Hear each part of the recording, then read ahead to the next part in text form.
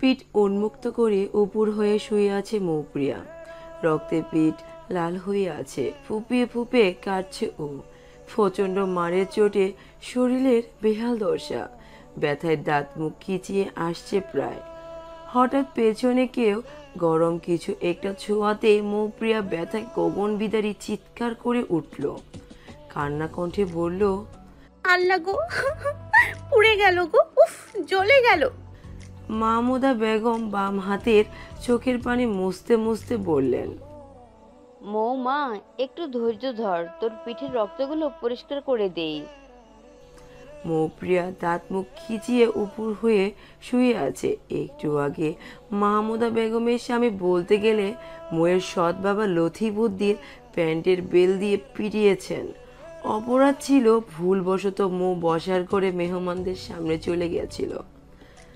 মাহমুদা বেগম আস্তে আস্তে মেয়ের পিঠে স্যাবলন লাগাচ্ছেন। কাটা জায়গায় স্যাবলন লাগাতেই চলে যাচ্ছে। বুক ফেটে চিৎকার আসছে, কিন্তু চিৎকার করলে আবার মার খেতে হবে।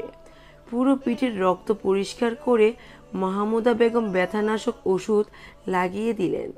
কাঁদতে কাঁদতে মৌ ঘুমিয়ে গেছে। মাহমুদা বেগম মমতা ভরে ওর মাথায় হাত বুলিয়ে চলে গেলেন। এটা নিত্যকার কাহিনী। প্রতিদিনই ওকে মার খেতে হয়। আপন মা হয়েও মাহমুদা বেগম মেয়ের জন্য কিছুই করতে পারে না, এতটাই অসহায় তিনি। মৌপ্রিয়ার যখন 5 বছর বয়স তখন ওর বাবা ক্যান্সারে মারা যায়।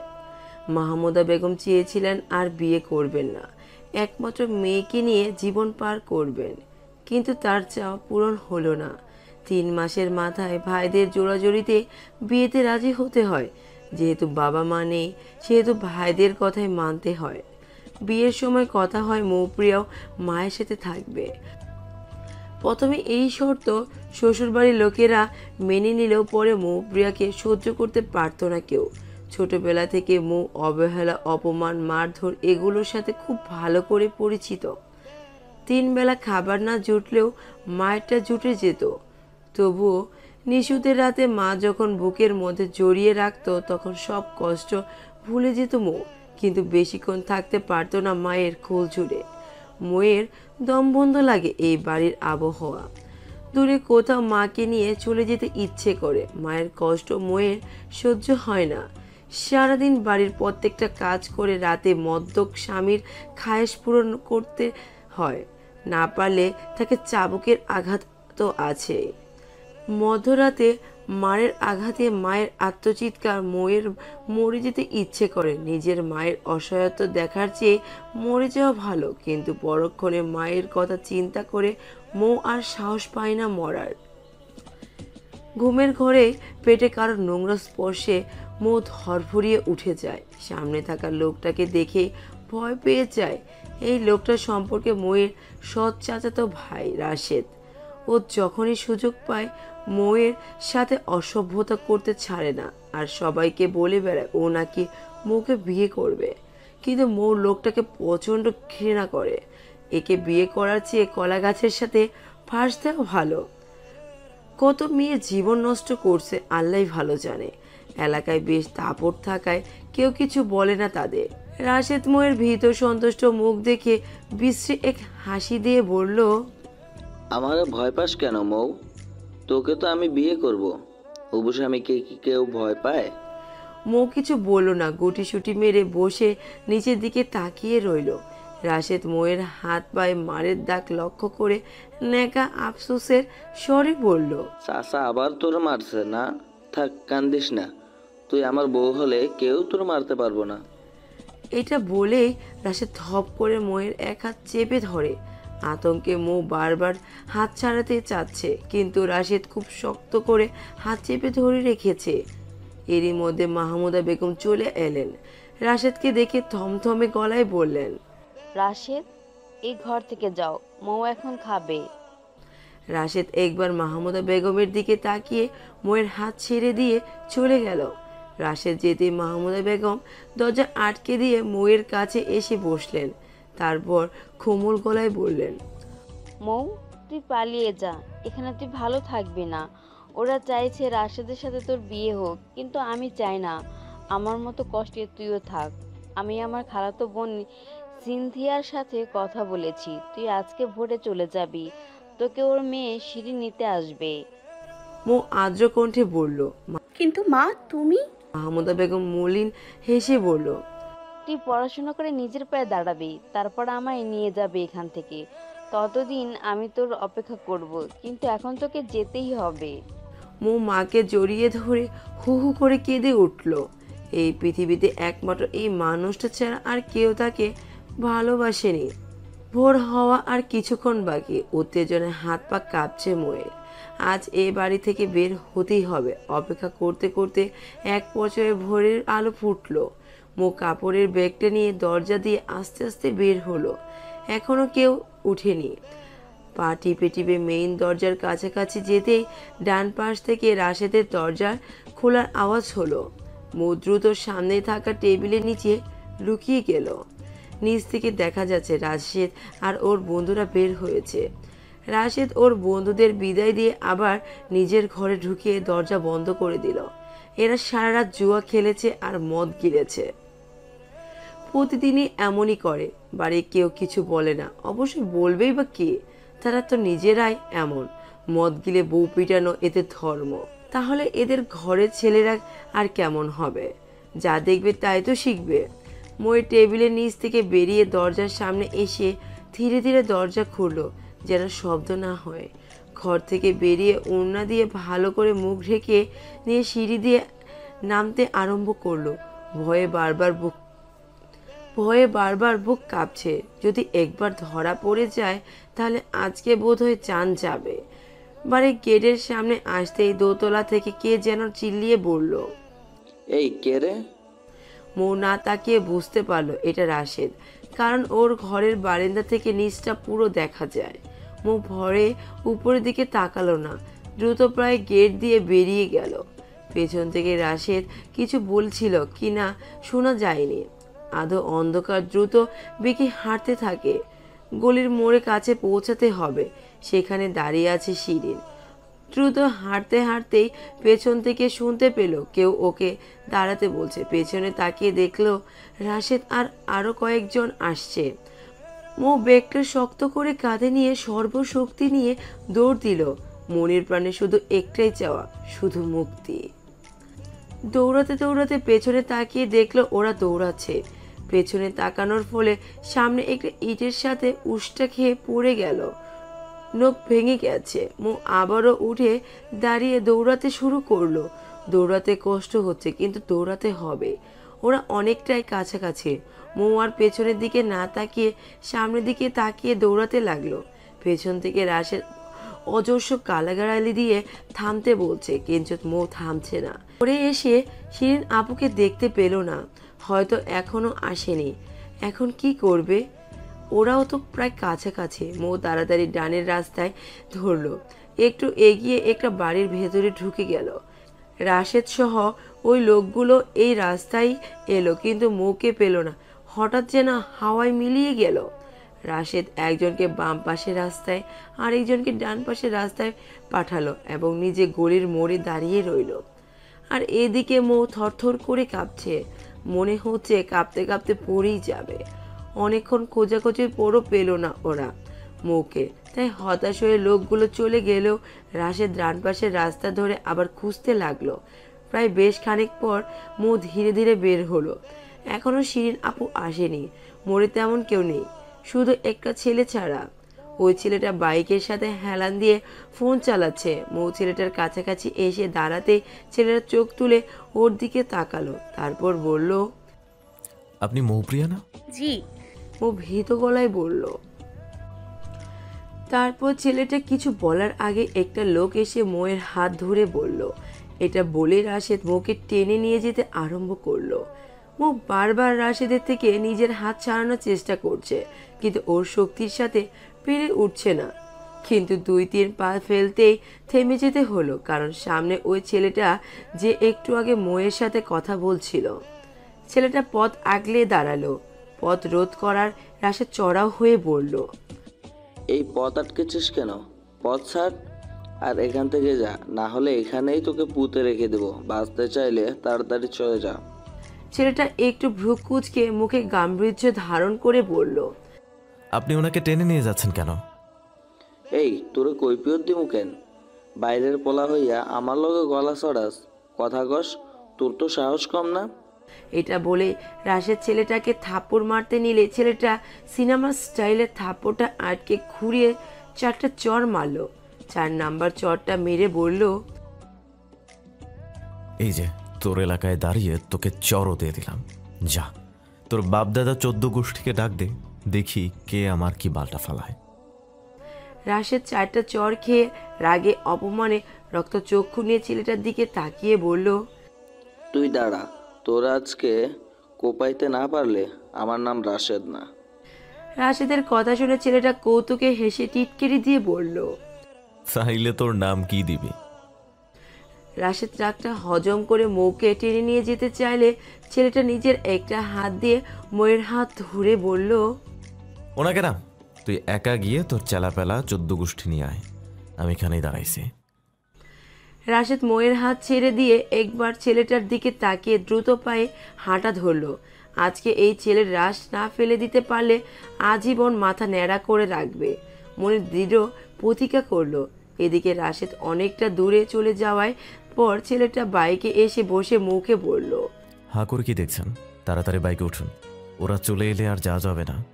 মৌ ইতস্তত করতে করতে বলল। আমি আপনার সাথে যাব কেন? ছেলেটা বলল, কারণ আমাকে শিরিন ভাবি পাঠিয়েছে, বলেছে আপনাকে নিয়ে যেতে। মৌ বিশ্বাস করতে পারলো না। হতে তো পারে ছেলেটা মেয়ে পাচারকারী, ওকে ধরে নিয়ে পাচার করে দিবে। এগুলো ভেবেই মৌ বড় একটা ঢোক খেল। মৌয়ের মুখে অভিব্যক্তি বলে দিচ্ছে সে ছেলেটাকে বিশ্বাস করছে না। নিজেকে বিশ্বাস করানোর জন্য ছেলেটা নিজের ফোন থেকে একটা ছবি বের করে দেখিয়ে বলল, এ দেখুন আমি আর ভাবি। মৌ হাতে নিয়ে দেখলো আসলে ছেলেটার সাথে শিরিন আপুর ছবি। আপু আগে থেকে একটু মোটা হয়েছে। মৌ ওনাকে আরো 2 বছর আগে দেখেছে, তখন চিকনি ছিল। ছেলেটা মৌয়ের হাত থেকে ফোনটা নিয়ে বলল, এবার তো আসুন প্লিজ। ওরা আসলে 4টা চরের বদলে কিন্তু 4টা চরের বদলে আমাকে 400 টুকরো করবে। ছেলেটার কথাটা কিছুটা অসহায় শোনা গেল। মৌয়ের হাসি পেল। ছেলেটার কথাটা কিছুটা অসহায় শোনা গেল। মৌয়ের হাসি পেল। তখন তো কি বড় বড় গলায় বলেছিল 14 গোষ্ঠী নিয়ে আসতে, আর এখন হাওয়া বের হচ্ছে।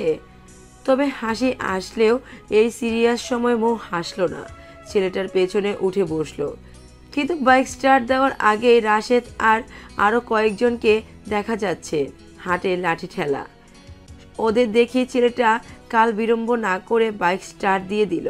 তারপর পেছনে তাকিয়ে দাঁত বের করে হেসে ওদের এক পলক দেখে সামনে তাকিয়ে ছেঁড়া গলায় গান ধরলো।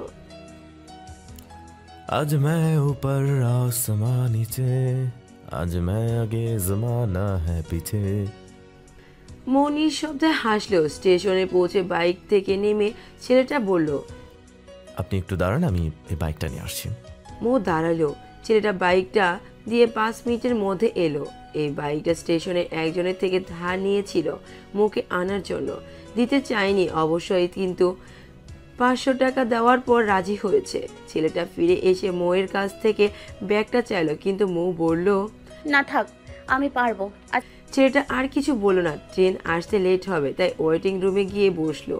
রুমে মানুষ দিয়ে ঠাসা, কোনো মতে একটা সিট পেলো বসার, সেটাই মৌ বসলো আর ছেলেটা দাঁড়িয়ে রইলো। এখন 6:30, ট্রেন আসবে 6:15, আরো 45 মিনিট অপেক্ষা করতে হবে। আশেপাশে কয়েকটা দোকান খোলা দেখলো আসার সময়। হোটেলেও বোধ হয় মাত্রই খুলেছে। ছেলেটা মৌকে বলল, কি খাবেন আপনি? ও মাথা নেড়ে জানালো সে কিছু খাবে না। ছেলেটা একটু বিরক্ত চোখে তাকালো, ভাবলো কি নাক উঁচু বাপরে। নিজের জন্য পরোটা আর ভাজি এনে দাঁড়িয়ে দাঁড়িয়ে খেয়ে নিল। ট্রেন চলে এসেছে প্ল্যাটফর্মে। মৌকে নিয়ে ট্রেনে উঠলো ছেলেটা। একটা বগিতে উঠে দুজনে মুখোমুখি বসলো। এইভাবেই সিট কাটা হয়েছে। সিটে বসে ছেলেটা ফোন বের করতেই সেখানে কল এলো। রিসিভ করে বলল, হ্যাঁ ভাবি বলো। ওপাশ থেকে শিরিন বলল, তোরা কোথায় রে? এই তো ট্রেনে উঠেছে। সমস্যা হয়নি তো কোনো? হতে হতে বেঁচে গেছি। মৌ কোথায়? আমার সামনেই আছে। ওকে একটু ফোনটা দে। ছেলেটা ফোনটা মোয়ের দিকে বাড়িয়ে দিল। মো হাত বাড়িয়ে ফোনটা নিয়ে কানে দিল। ওপাশ থেকে শিরিন বলল, ভয় পেও না মৌ, ও আমার দেবর রোশান। আমি কাল পরে গিয়ে ব্যথা পেয়েছি, তাই আসতে পারিনি, তাই ওকে পাঠিয়েছি। সংকোচ করো না, কেমন? আচ্ছা আপু। নাস্তা করেছো? না আপু। কি, ওই বদমাসটা এখনো তোমায় না খাইয়ে রেখেছে? ওকে একটু ফোনটা দাও। মো কিছু বলতে যাবে তার আগে ফোনের লাইন কেটে গেল, তাই ফোনটা রোশানের কাছে দিয়ে দিল। রোশান আবার ভাবিকে ফোন দিল। ফোন রিসিভ করে শিরিন বলল, এই বদমাস, ওকে এখনো না খাইয়ে রাখলি কেন? রোশান মুখ বাঁকা করে মোয়ের দিকে তাকিয়ে বলল, তোমার বোন যে না কচু, আমি জিজ্ঞেস করেছিলাম কিছু খাবে কিনা, কিন্তু সে না বললো। গাধা, ও এমনি ভয় পেয়ে আছে তাই না করেছে। যা, ওকে নাস্তা কিনে দে। আচ্ছা দিচ্ছি, এবার না খেলে আমি কিন্তু কিছু জানি না। খাবে খাবে। ফোন রেখে রোশান ট্রেন থেকে নামলো নাস্তা কেনার জন্য। আর মাত্র 5 মিনিট আছে ট্রেন ছাড়ার। রোশান দৌড়ে হোটেলে গেল, কিন্তু এখানে সিরিয়াল কোনো মতে মানুষকে ঠেলে ঠুলে নাস্তা কিনে আবার দৌড়ে ট্রেনে ফিরে এলো। ট্রেন আস্তে আস্তে চলতে শুরু করেছে। রোশান বগিতে ফিরে মৌকে নাস্তার প্যাকেটটা দিল। মৌ প্যাকেট হাতে নিল, কিন্তু সংকোচের জন্য খেতে পারলো না। রোশান ব্যাপারটা বুঝলো, তাই কানে হেডফোন গুঁজে চোখ বন্ধ করে রইল। খাওয়া শেষে মৌ মিনমিন গলায় বলল, পানি খাবো। এই কিন্তু রোশান শুনতে পেল না কানে হেডফোন থাকায়।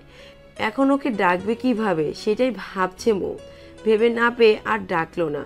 এদিকে এতক্ষণ হয়ে যাওয়ায় বড় মৌ ডাকছে না দেখে রোশান নিজেই তাকালো। দেখলো মৌ চুপচাপ বাইরের দিকে তাকিয়ে আসছে। আশ্চর্য, পানি খেয়ে তো ডাকলো না, এত ভয়, এত সংকোচ। রোশান একটু আগে কিনে আনা পানির বোতলটা মৌয়ের দিকে বাড়িয়ে দিল। মৌ হাত থেকে নিয়ে পানি পান করে রেখে দিল নিজের কাছে। এরপর আর তেমন কোনো কথা হয়নি। মৌ ট্রেনের জানালা দিয়ে চাই করে ছুটে চলা প্রকৃতি দেখতে ব্যস্ত, আর রোশন ঘুমাতে। সিটে হেলান দিয়ে সে ঘুমাচ্ছে। বাইরে থেকে মিষ্টি একটা বাতাস শুয়ে যাচ্ছে ওর মুখমণ্ডলে। সামনের দিকে চুল বড় বড় কপালে এসে পড়েছে। ছেলেটা বোধহয় ঘুমাতে ঘুমাতে হাসে, তাই তো শ্যামল মুখশ্রীতে এক অপ্রার্থিব হাসি লেগে আছে। অনেকক্ষণ পর মৌয়ের ওয়াশরুমে যাওয়ার দরকার পড়লো, এবং আর্জেন্ট। কিন্তু কিভাবে যাবে? ওয়াশরুম কোথায়? এর আগে তো ট্রেনে উঠেনি। আবার রোশানকে বলতেও লজ্জা লাগছে। তবে বলতে তো হবে, কিন্তু কিভাবে বলবে? যে আমি একটু টয়লেটে যাব এভাবে, এই যে আমি একটু টয়লেটে যাব এভাবে, নাকি আমাকে একটু টয়লেটে নিয়ে যাবেন এভাবে, নাকি টয়লেটটা কোন দিকে এভাবে? মনে মনে কিভাবে বলবে এগুলোই ভাবতে থাকলো। হঠাৎ পাশের সিটে একটা বাচ্চা তার মাকে বলল, মা হাগু দিব। বাচ্চাটা কি সুন্দর বলে দিল। আর মৌ এখনো মুখ খুলতেই পারলো না। তবে মৌকে উসখুস করতে দেখে রোশান বলল, কিছু বলবেন? মানে না, মানে কি না মানে? মৌ হঠাৎ মুখ ফসকে বলে ফেললো, আমি হাগু দিতে যাব। মৌকে ওয়াশরুমটা দেখিয়ে দিয়ে রোশান বগির দরজার সামনে দাঁড়িয়ে ইচ্ছে মতো হাসছে। এতক্ষণ প্রায় হাসি চেপে রাখতে দম বন্ধ হয়ে আসছিল। আর এদিকে মৌয়ের লজ্জায় মাথা কাটা যাচ্ছে। কি বলতে কি বলে ফেললো। মুখ ফসকে কি এটাই বের হওয়ার ছিল? ছি, ছেলেটা কি ভাবলো? হাসির বেগ কমে আসতেই রোশান বগিতে এসে বসলে প্রায় সাথে সাথেই মৌ এসে নিজের সিটে বসলো। কিন্তু রোশানের দিকে তাকালো না, বাইরে তাকিয়ে রইল। সে আজ প্রতিজ্ঞা করেছে কোনোভাবে রোশানের দিকে তাকাবে না। রোশান প্রথম কয়েকবার তাকালো, এরপর আর তাকালো না। নিজের ফোন নিয়ে ব্যস্ত হয়ে পড়ল। সারা রাস্তা আর কোনো কথা হয়নি। সিলেট স্টেশনে এসে যখন থামলো তখন 1:30 বাজে। রোশান মৌকে নিয়ে ট্রেন থেকে নেমে একটা হোটেলে ঢুকলো।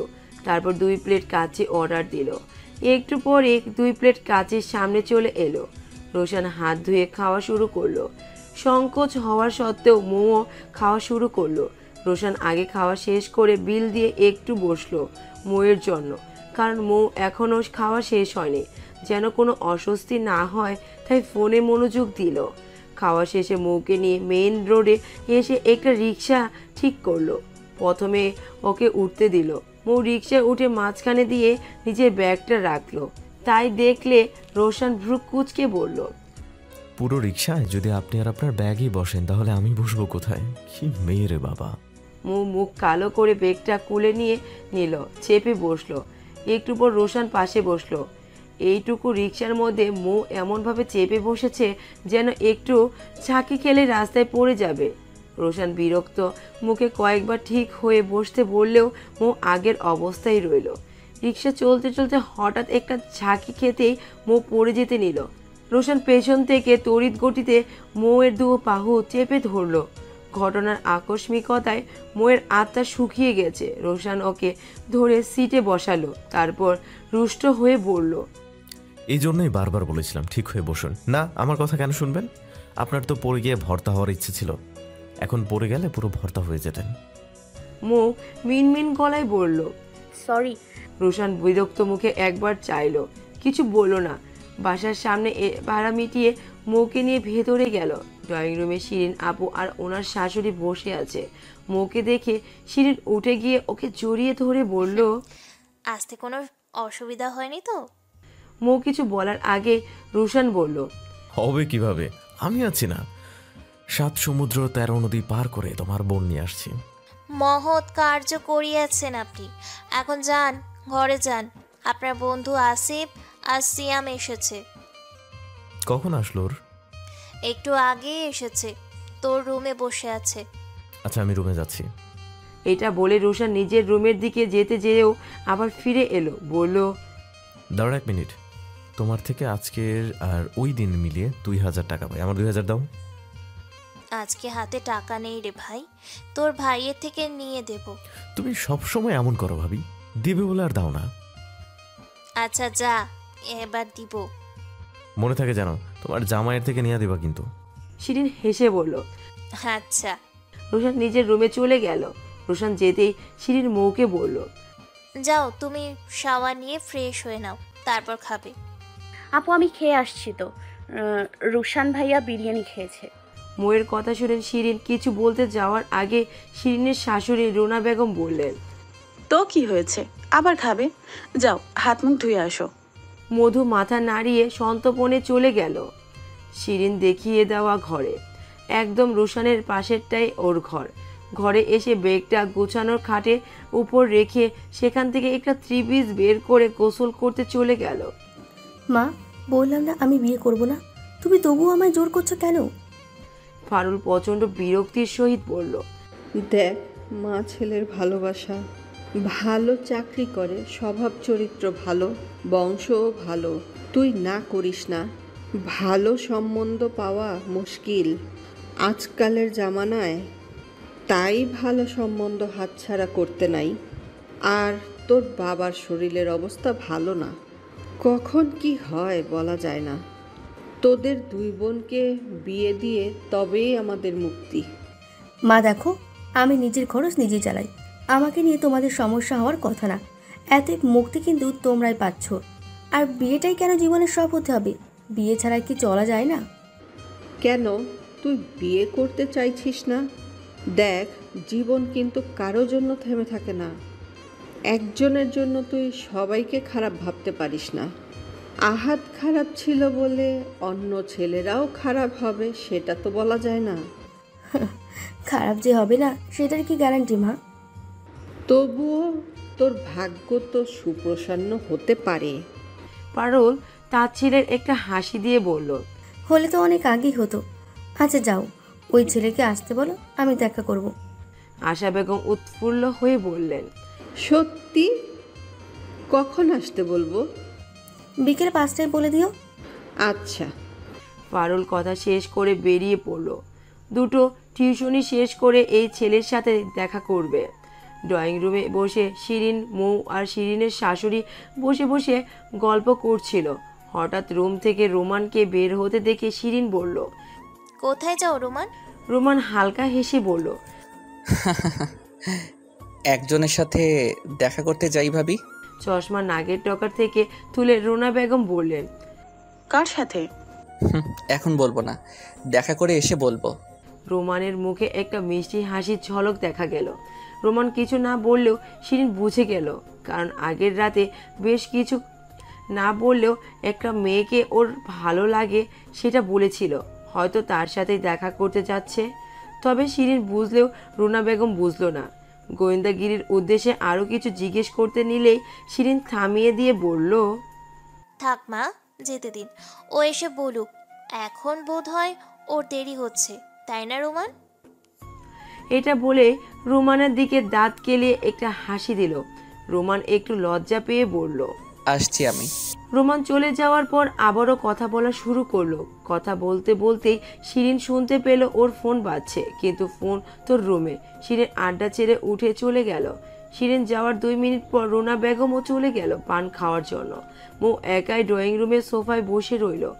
আচমকা মৌয়ের পাশের সোফায় রোশান এসে বসলো। টি টেবিলে রাখা রিমোট দিয়ে টিভি চালালো।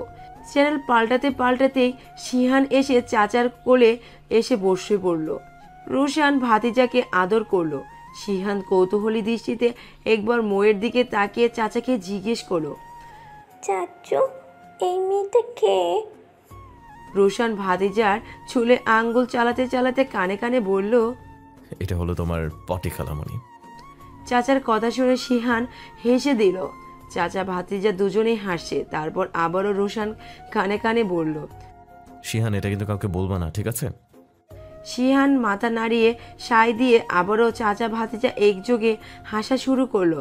আর এদিকে চাচা ভাতিজা এমন হাসাহাসির কারণ বুঝতে না পেরে মুখ ভুকুচকে তাদের দিকে তাকিয়ে আছে। কেমন আছেন? ভালো না থাকলে দেখা করতে আসতাম না অবশ্যই। হ্যাঁ, তা তো অবশ্যই। কি খাবেন?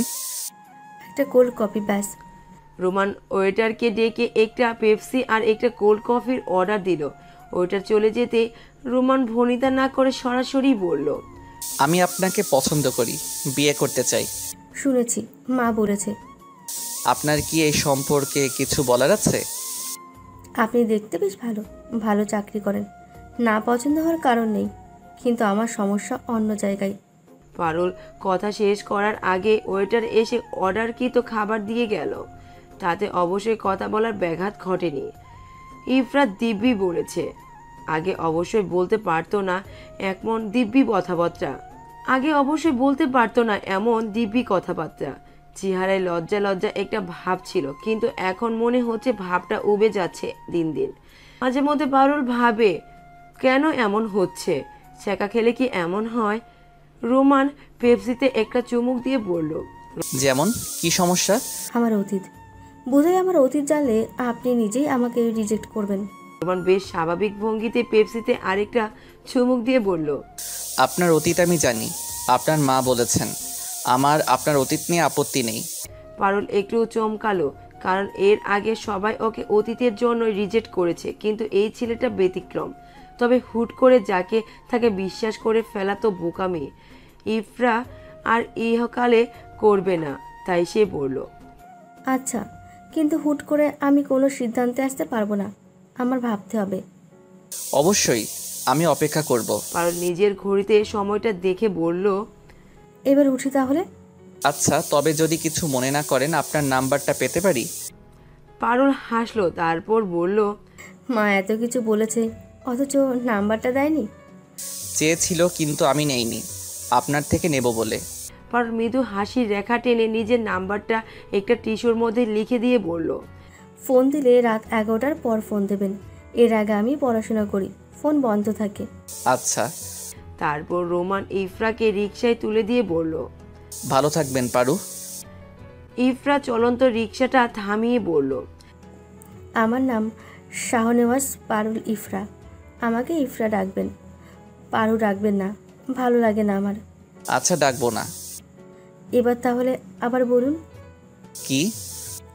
ওই যে রিকশায় তুলে যা বললেন। ভালো থাকবেন ইফরা। আপনিও ভালো থাকবেন রোমান। তারপর রিকশা চলতে শুরু করলো আপন গতিতে। পেছনে রোমান দাঁড়িয়ে আছে, চেয়ে আছে রিকশার দিকে, ভাবছে হয়তো ইফরা পেছনে তাকাবে, কিন্তু না, তাকায়নি।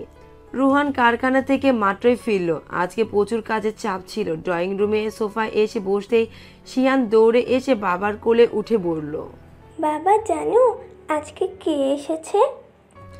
রুহান আদুরে কণ্ঠে বলল, কে এসেছে বাবু? হাগু আন্টি এসেছে।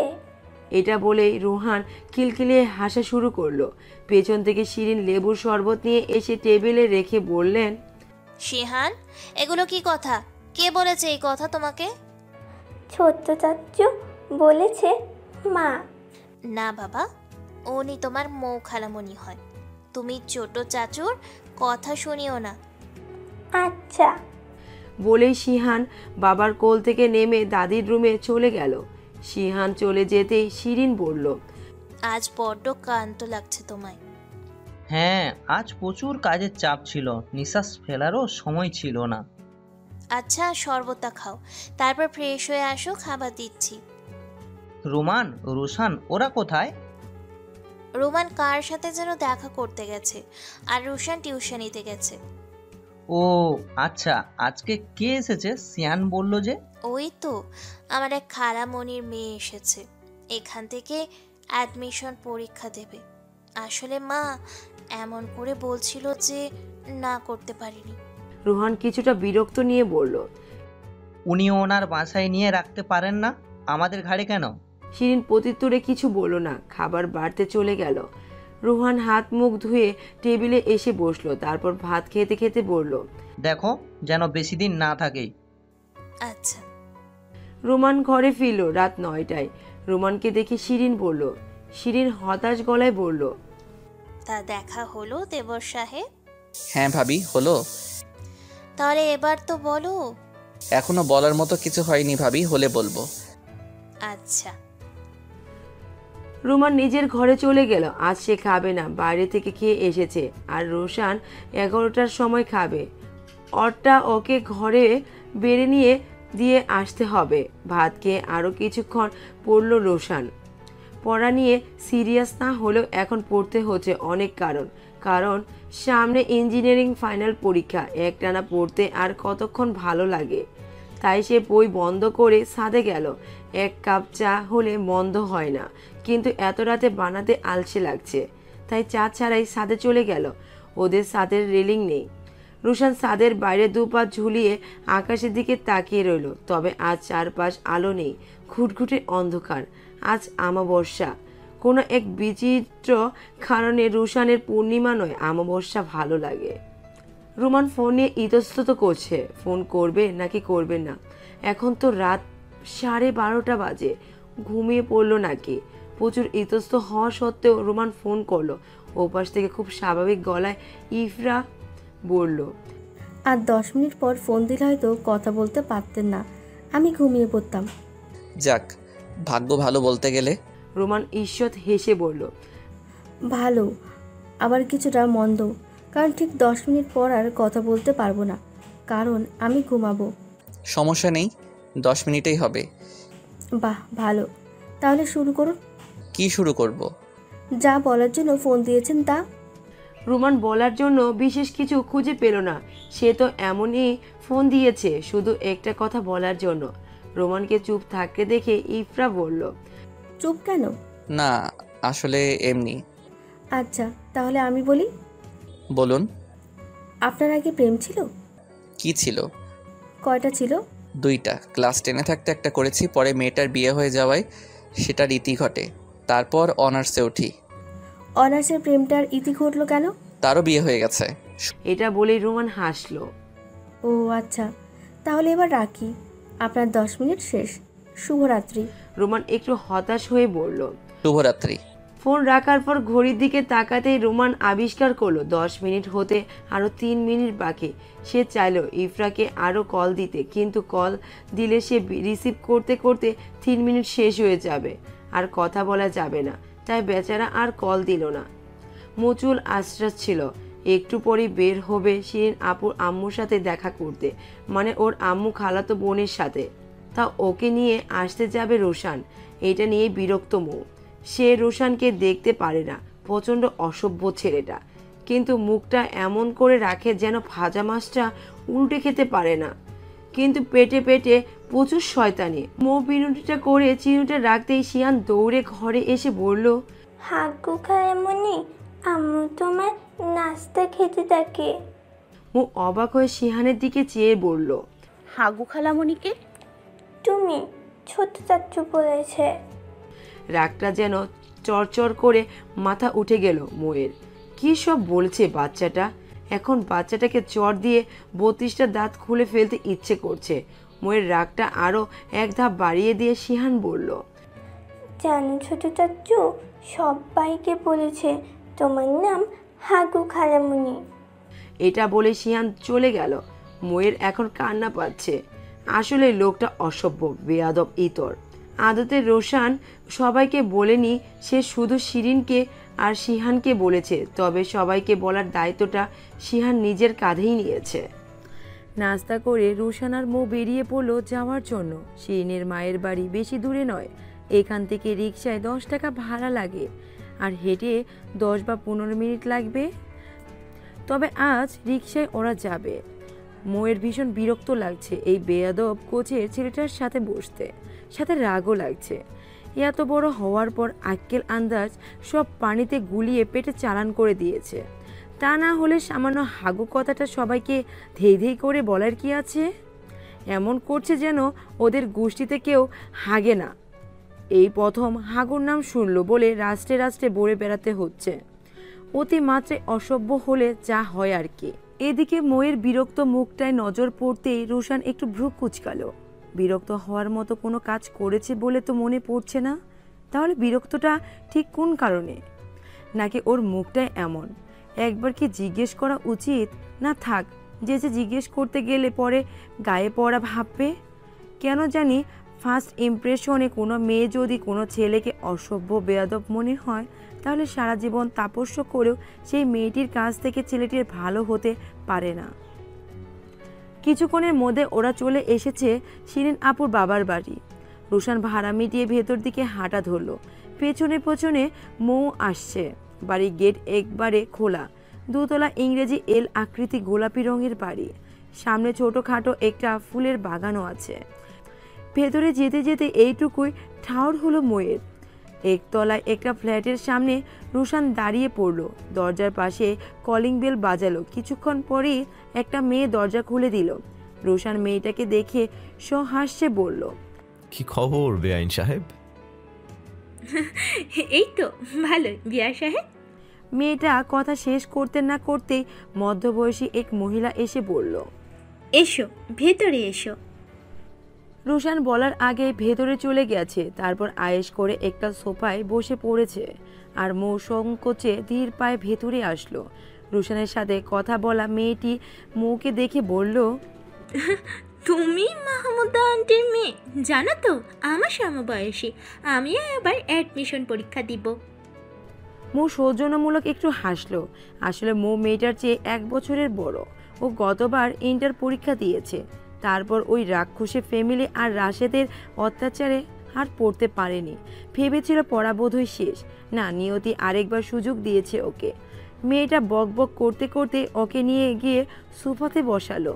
তারপরে হেসে রোশানকে বলল, আজকে কিন্তু থাকতে হবে বিআই সাহেব। না বেআইন সাহেব, আজকে কাজ আছে, আমি একটু পরে চলে যাব। তা হচ্ছে না। এটা বলতে বলতে মেয়েটা ভেতরে চলে গেল। এই রুমে এখন মৌ আর রোশান বসে আছে, তাও একেবারে মুখোমুখি সোফায়। তাই মাঝে মধ্যেই না চাইতেও চোখাচোখি হচ্ছে আর দুজনই চোখ ফিরিয়ে নিচ্ছে। এই চোখাচোখি চলতে চলতে সিনথিয়া খালা নাস্তা নিয়ে চলে এসেছে আর ওনার পেছনে ওই মেয়েটা জুসের ট্রে নিয়ে এসে হাজির। রোশান বিনীত ভঙ্গিতে বলল, এত কিছু দরকার ছিল না, কিন্তু মা ওই। আরে না বাবা, তুমি তো আসোই না, তাও আজকে এত দিন পর এলে, আজ কিন্তু থাকতে হবে। না মা ওই, আজ না, আজকে জরুরি কাজ আছে, অন্য একদিন থাকবো। সিনথিয়া খালা মন খারাপের গলায় বললেন, তুমি সব সময় বাহানা দিয়ে চলে যাও। রোশান একটু লজ্জা মিশ্রিত হাসি দিল। এটা সত্যি, এই বাড়িতে আরও কয়েকবার আসা হলেও থাকা হয়নি। নানা রকম ছুতোয় কেটে পড়েছিল। নাস্তা খেতে খেতে কিছুক্ষণ গল্প করে চলে যাওয়ার জন্য উঠতেই শিরিনের বোন শারমিন টেনে টেনে বলল, থেকে গেলেই পারতেন। রোশান বলতেই যাচ্ছিল অন্য একদিন থাকবে, কিন্তু মৌয়ের মুখটা দেখে মত পাল্টে বলল, আচ্ছা ঠিক আছে, এত করে যখন বললেন তখন তো থাকতেই হয়। রোশানের কথা শুনে শারমিন খুশি হয়ে বলল, যাক, এতদিন বিআই সাহেব কথা শুনল। আর এদিকে রুশানের না থাকার কথা শুনে মৌ যতটা খুশি হয়েছিল তার চেয়ে বেশি দুঃখী হয়েছে এখন। থাকলেই পারতো শয়তানটা। ধ্যাত। মৌয়ের 100 ওয়াট বাল্বের মতো জ্বলে ওঠা মুখটা টুপ করে শূন্য ওয়াটে নেমে আসতে দেখে রুশানের ভীষণ আনন্দ হচ্ছে। তবে অদ্ভুত কারণে মেয়েটাকে জ্বালাতে রুশানের মজা লাগছে। শারমিন মৌকে নিজের ঘরে নিয়ে গেল। ওর হাত থেকে বেগটা বিছানার উপর রেখে বলল, এটা আমার ঘর, আমরা এখানেই থাকবো একসঙ্গে, অনেক মজা হবে। মৌ কিছু বলল না। সে ঘুরে ঘুরে ঘর দেখতে ব্যস্ত। বেশ সিমসাম আর পরিপাটি ঘর। উত্তরে একটা জানালা আছে, ওখান দিয়ে খোলা মাঠ দেখা যায়। শারমিন মৌকে ড্রয়িং রুমে আসতে বলে চলে গেল। এই মেয়েটা প্রচুর মিশুকে, মাত্র কিছুক্ষণের মধ্যে এতটা ফ্রি হয়ে কথা বলছে। মৌ হলে কখনোই পারতো না। বেশ ইন্ট্রোভার্ট টাইপের সে। বেশ খানিক পর মৌ ড্রয়িং রুমে গেল। শারমিন ওকে দেখে বলল, এত দেরিতে এলে তুমি? আসো বসো। মৌকে নিজের পাশে বসতে বলে সে আবারও বকবক শুরু করলো। আলোচনার সারবস্তু হলো কোনো মুভির কাহিনী। মৌ জীবনে বোধহয় 2 বার না 3 বার, তাও অল্প একটু করে দেখেছে মুভির। প্রথমবার রাস্তার চায়ের দোকানে, এরপর কলেজে, একদিন বান্ধবীদের ফোনে। এই তো, এরপর আর মনে পড়ছে না। তাই মৌয়ের এই আলোচনা ইন্টারেস্ট লাগছে না। প্রচণ্ড বোর হচ্ছে সে। কিছুক্ষণ বসে মৌ পাশ থেকে উঠে দাঁড়াতেই শারমিন বলল, কি হলো? কিছু না, আমি একটু রান্নাঘরে যাব, আন্টির সাথে একটু কথা বলে আসি। আচ্ছা যাও। যাওয়ার সময় মৌয়ের চোখ রোশানের দিকে পড়তেই দেখলো সেও ওর দিকে তাকিয়ে আছে। মৌ চোখ ফিরিয়ে মনে মনে বলল, আপদ। দুপুরে খাবার খাওয়ার সময় শারমিন হঠাৎ করে বলে উঠল, বিআই সাহেব, আজ তো আপনি থাকছেন তাই না? চলুন আমরা 4 জন কোথাও ঘুরে আসি। হ্যাঁ, যাওয়া যায়। রোশান খেতে খেতেই বলল, না না বাবা, তোমরা 3 জন যাও ঘুরে আসো, আমি যাব না। সিনথিয়া বেগম আপত্তি করে বসলেন। কেন মা? শারমিন মন খারাপ করে বলল, খালি বাড়ি রেখে যেতে মন চায় না, তোরা যা। তোদের মতো বয়সে আমি কত ঘুরে বেরিয়েছি, এখন আর মন চায় না। মায়ের না যাওয়ার কথা শুনে শারমিন একটু মন খারাপ করলেও তাতে তার উৎসাহের বিন্দুমাত্র ভাটা পড়ল না। সে অতি উৎসাহে বলল, আচ্ছা তাহলে আধ ঘন্টা পরই আমরা বের হব। রুশান বলল, ডান। বান্ধবীর সাথে শপিং মলে ঘুরতে ঘুরতে ভুলবশত একজনের সাথে ধাক্কা খেতে ইফরা সরি বলার জন্য ঘুরে দাঁড়ালো, কিন্তু সরি বলতে পারল না, কারণ সামনের মানুষটা আহাদ। ওর সাথে একটা মেয়ে দাঁড়ানো, ওর গার্লফ্রেন্ড। ইফরা মেয়েটাকে চেনে। চোখ মুখ শক্ত করে ইফরা চলে যাওয়ার জন্য ঘুরে দাঁড়াতে আহাদ ওর হাত ধরে ফেললো। তারপর বলল, একটু দাঁড়াও, কথা আছে। How dare you to touch me? ভারী শক্ত গলায় বলল ইফরা। আহাদ হাতটা ছেড়ে দিয়ে ওর গার্লফ্রেন্ডকে বলল, একটু সামনে যাও, আমি আসছি। মেয়েটা একবার ইফরার দিকে রুক্ষ দৃষ্টিতে চেয়ে কিছুটা সামনে গিয়ে দাঁড়ালো। আমিও আমার বান্ধবীকে একটু সাইডে যেতে বললাম। আহাদ কিছুক্ষণ ইতস্তত করতে করতে বলল, তুমি নাকি বিয়ে করছো? হ্যাঁ, তোমার কোনো সমস্যা? ইফরা তিক্ত গলায় বলল, না সমস্যা না। ছেলেটা কে? সেটা জেনে তুমি কি করবে? না এমনি, wish you happy married life. কথা শেষ? হ্যাঁ। Okay, now bye. এটা বলে ঘুরে হাঁটা ধরল ইফরা। শারমিন ভারী মেকআপ করতে 1 ঘন্টা লাগিয়েছে, যেন সে কোথাও বিয়ে বাড়িতে যাচ্ছে। নিজের মেকআপ করা শেষ হতে মৌকে বলল, তুমি মেকআপ করবে? আমি মেকআপ চাই না। আচ্ছা তাহলে চলো বের হই, বিআই সাহেব অপেক্ষা করছে। রুশান শারমিনকে দেখে মনে মনে একটা নাক চিটকানি দিল, কারণ ওর মেকআপ পছন্দ না। ন্যাচারাল বিউটি সুন্দর, তবুও বিয়ান বলে কথা, বিআই সাহেব একটু প্রশংসা না করলে চলে। তাই রোশান একটু প্রশংসা করে দিল। বাসা থেকে 3 জনই একসাথে বের হলো। মৌ একটু পেছনে আর ওরা 2 জন সামনে কথা বলতে বলতে হাঁটছে। হঠাৎ হাঁটতে হাঁটতে রোশান অসাবধানতায় ছাগলের হাগুর ওপর পা দিয়ে ফেলছে। তাই দেখে মৌ আর শারমিনের হাসতে হাসতে অবস্থা শেষ। আর এদিকে রোশান ক্রুদ্ধ চোখে মৌয়ের দিকে তাকিয়ে আছে। জীবনটা পুরা হাগুময় হয়ে গেছে। উপরে নিচে ডানে বামে সব জায়গায় হাগু আর হাগু। এই মেয়েটার সাথে দেখা হওয়ার পর থেকে এমন হচ্ছে।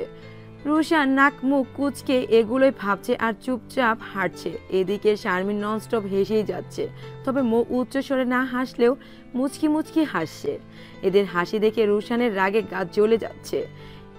একটা কিছু পেলেই হলো, হাসি আর বন্ধ হয় না। শপিং মল থেকে বের হয়ে বান্ধবীকে বিদায় দিয়ে ইফরা রোমানকে ফোন দিল। হঠাৎ ইফরার ফোন পেয়ে রোমান হকচকিয়ে গেল। সে এই সময়ে তাও ইফরার ফোন আশা করেনি, তবুও রিসিভ করতে ওপাশ থেকে ইফরা হাই হ্যালো না বলে ডিরেক্ট বলল, আপনি কোথায়? অফিসে আছি। ছুটি কখন? আধা ঘন্টা পরই বের হব।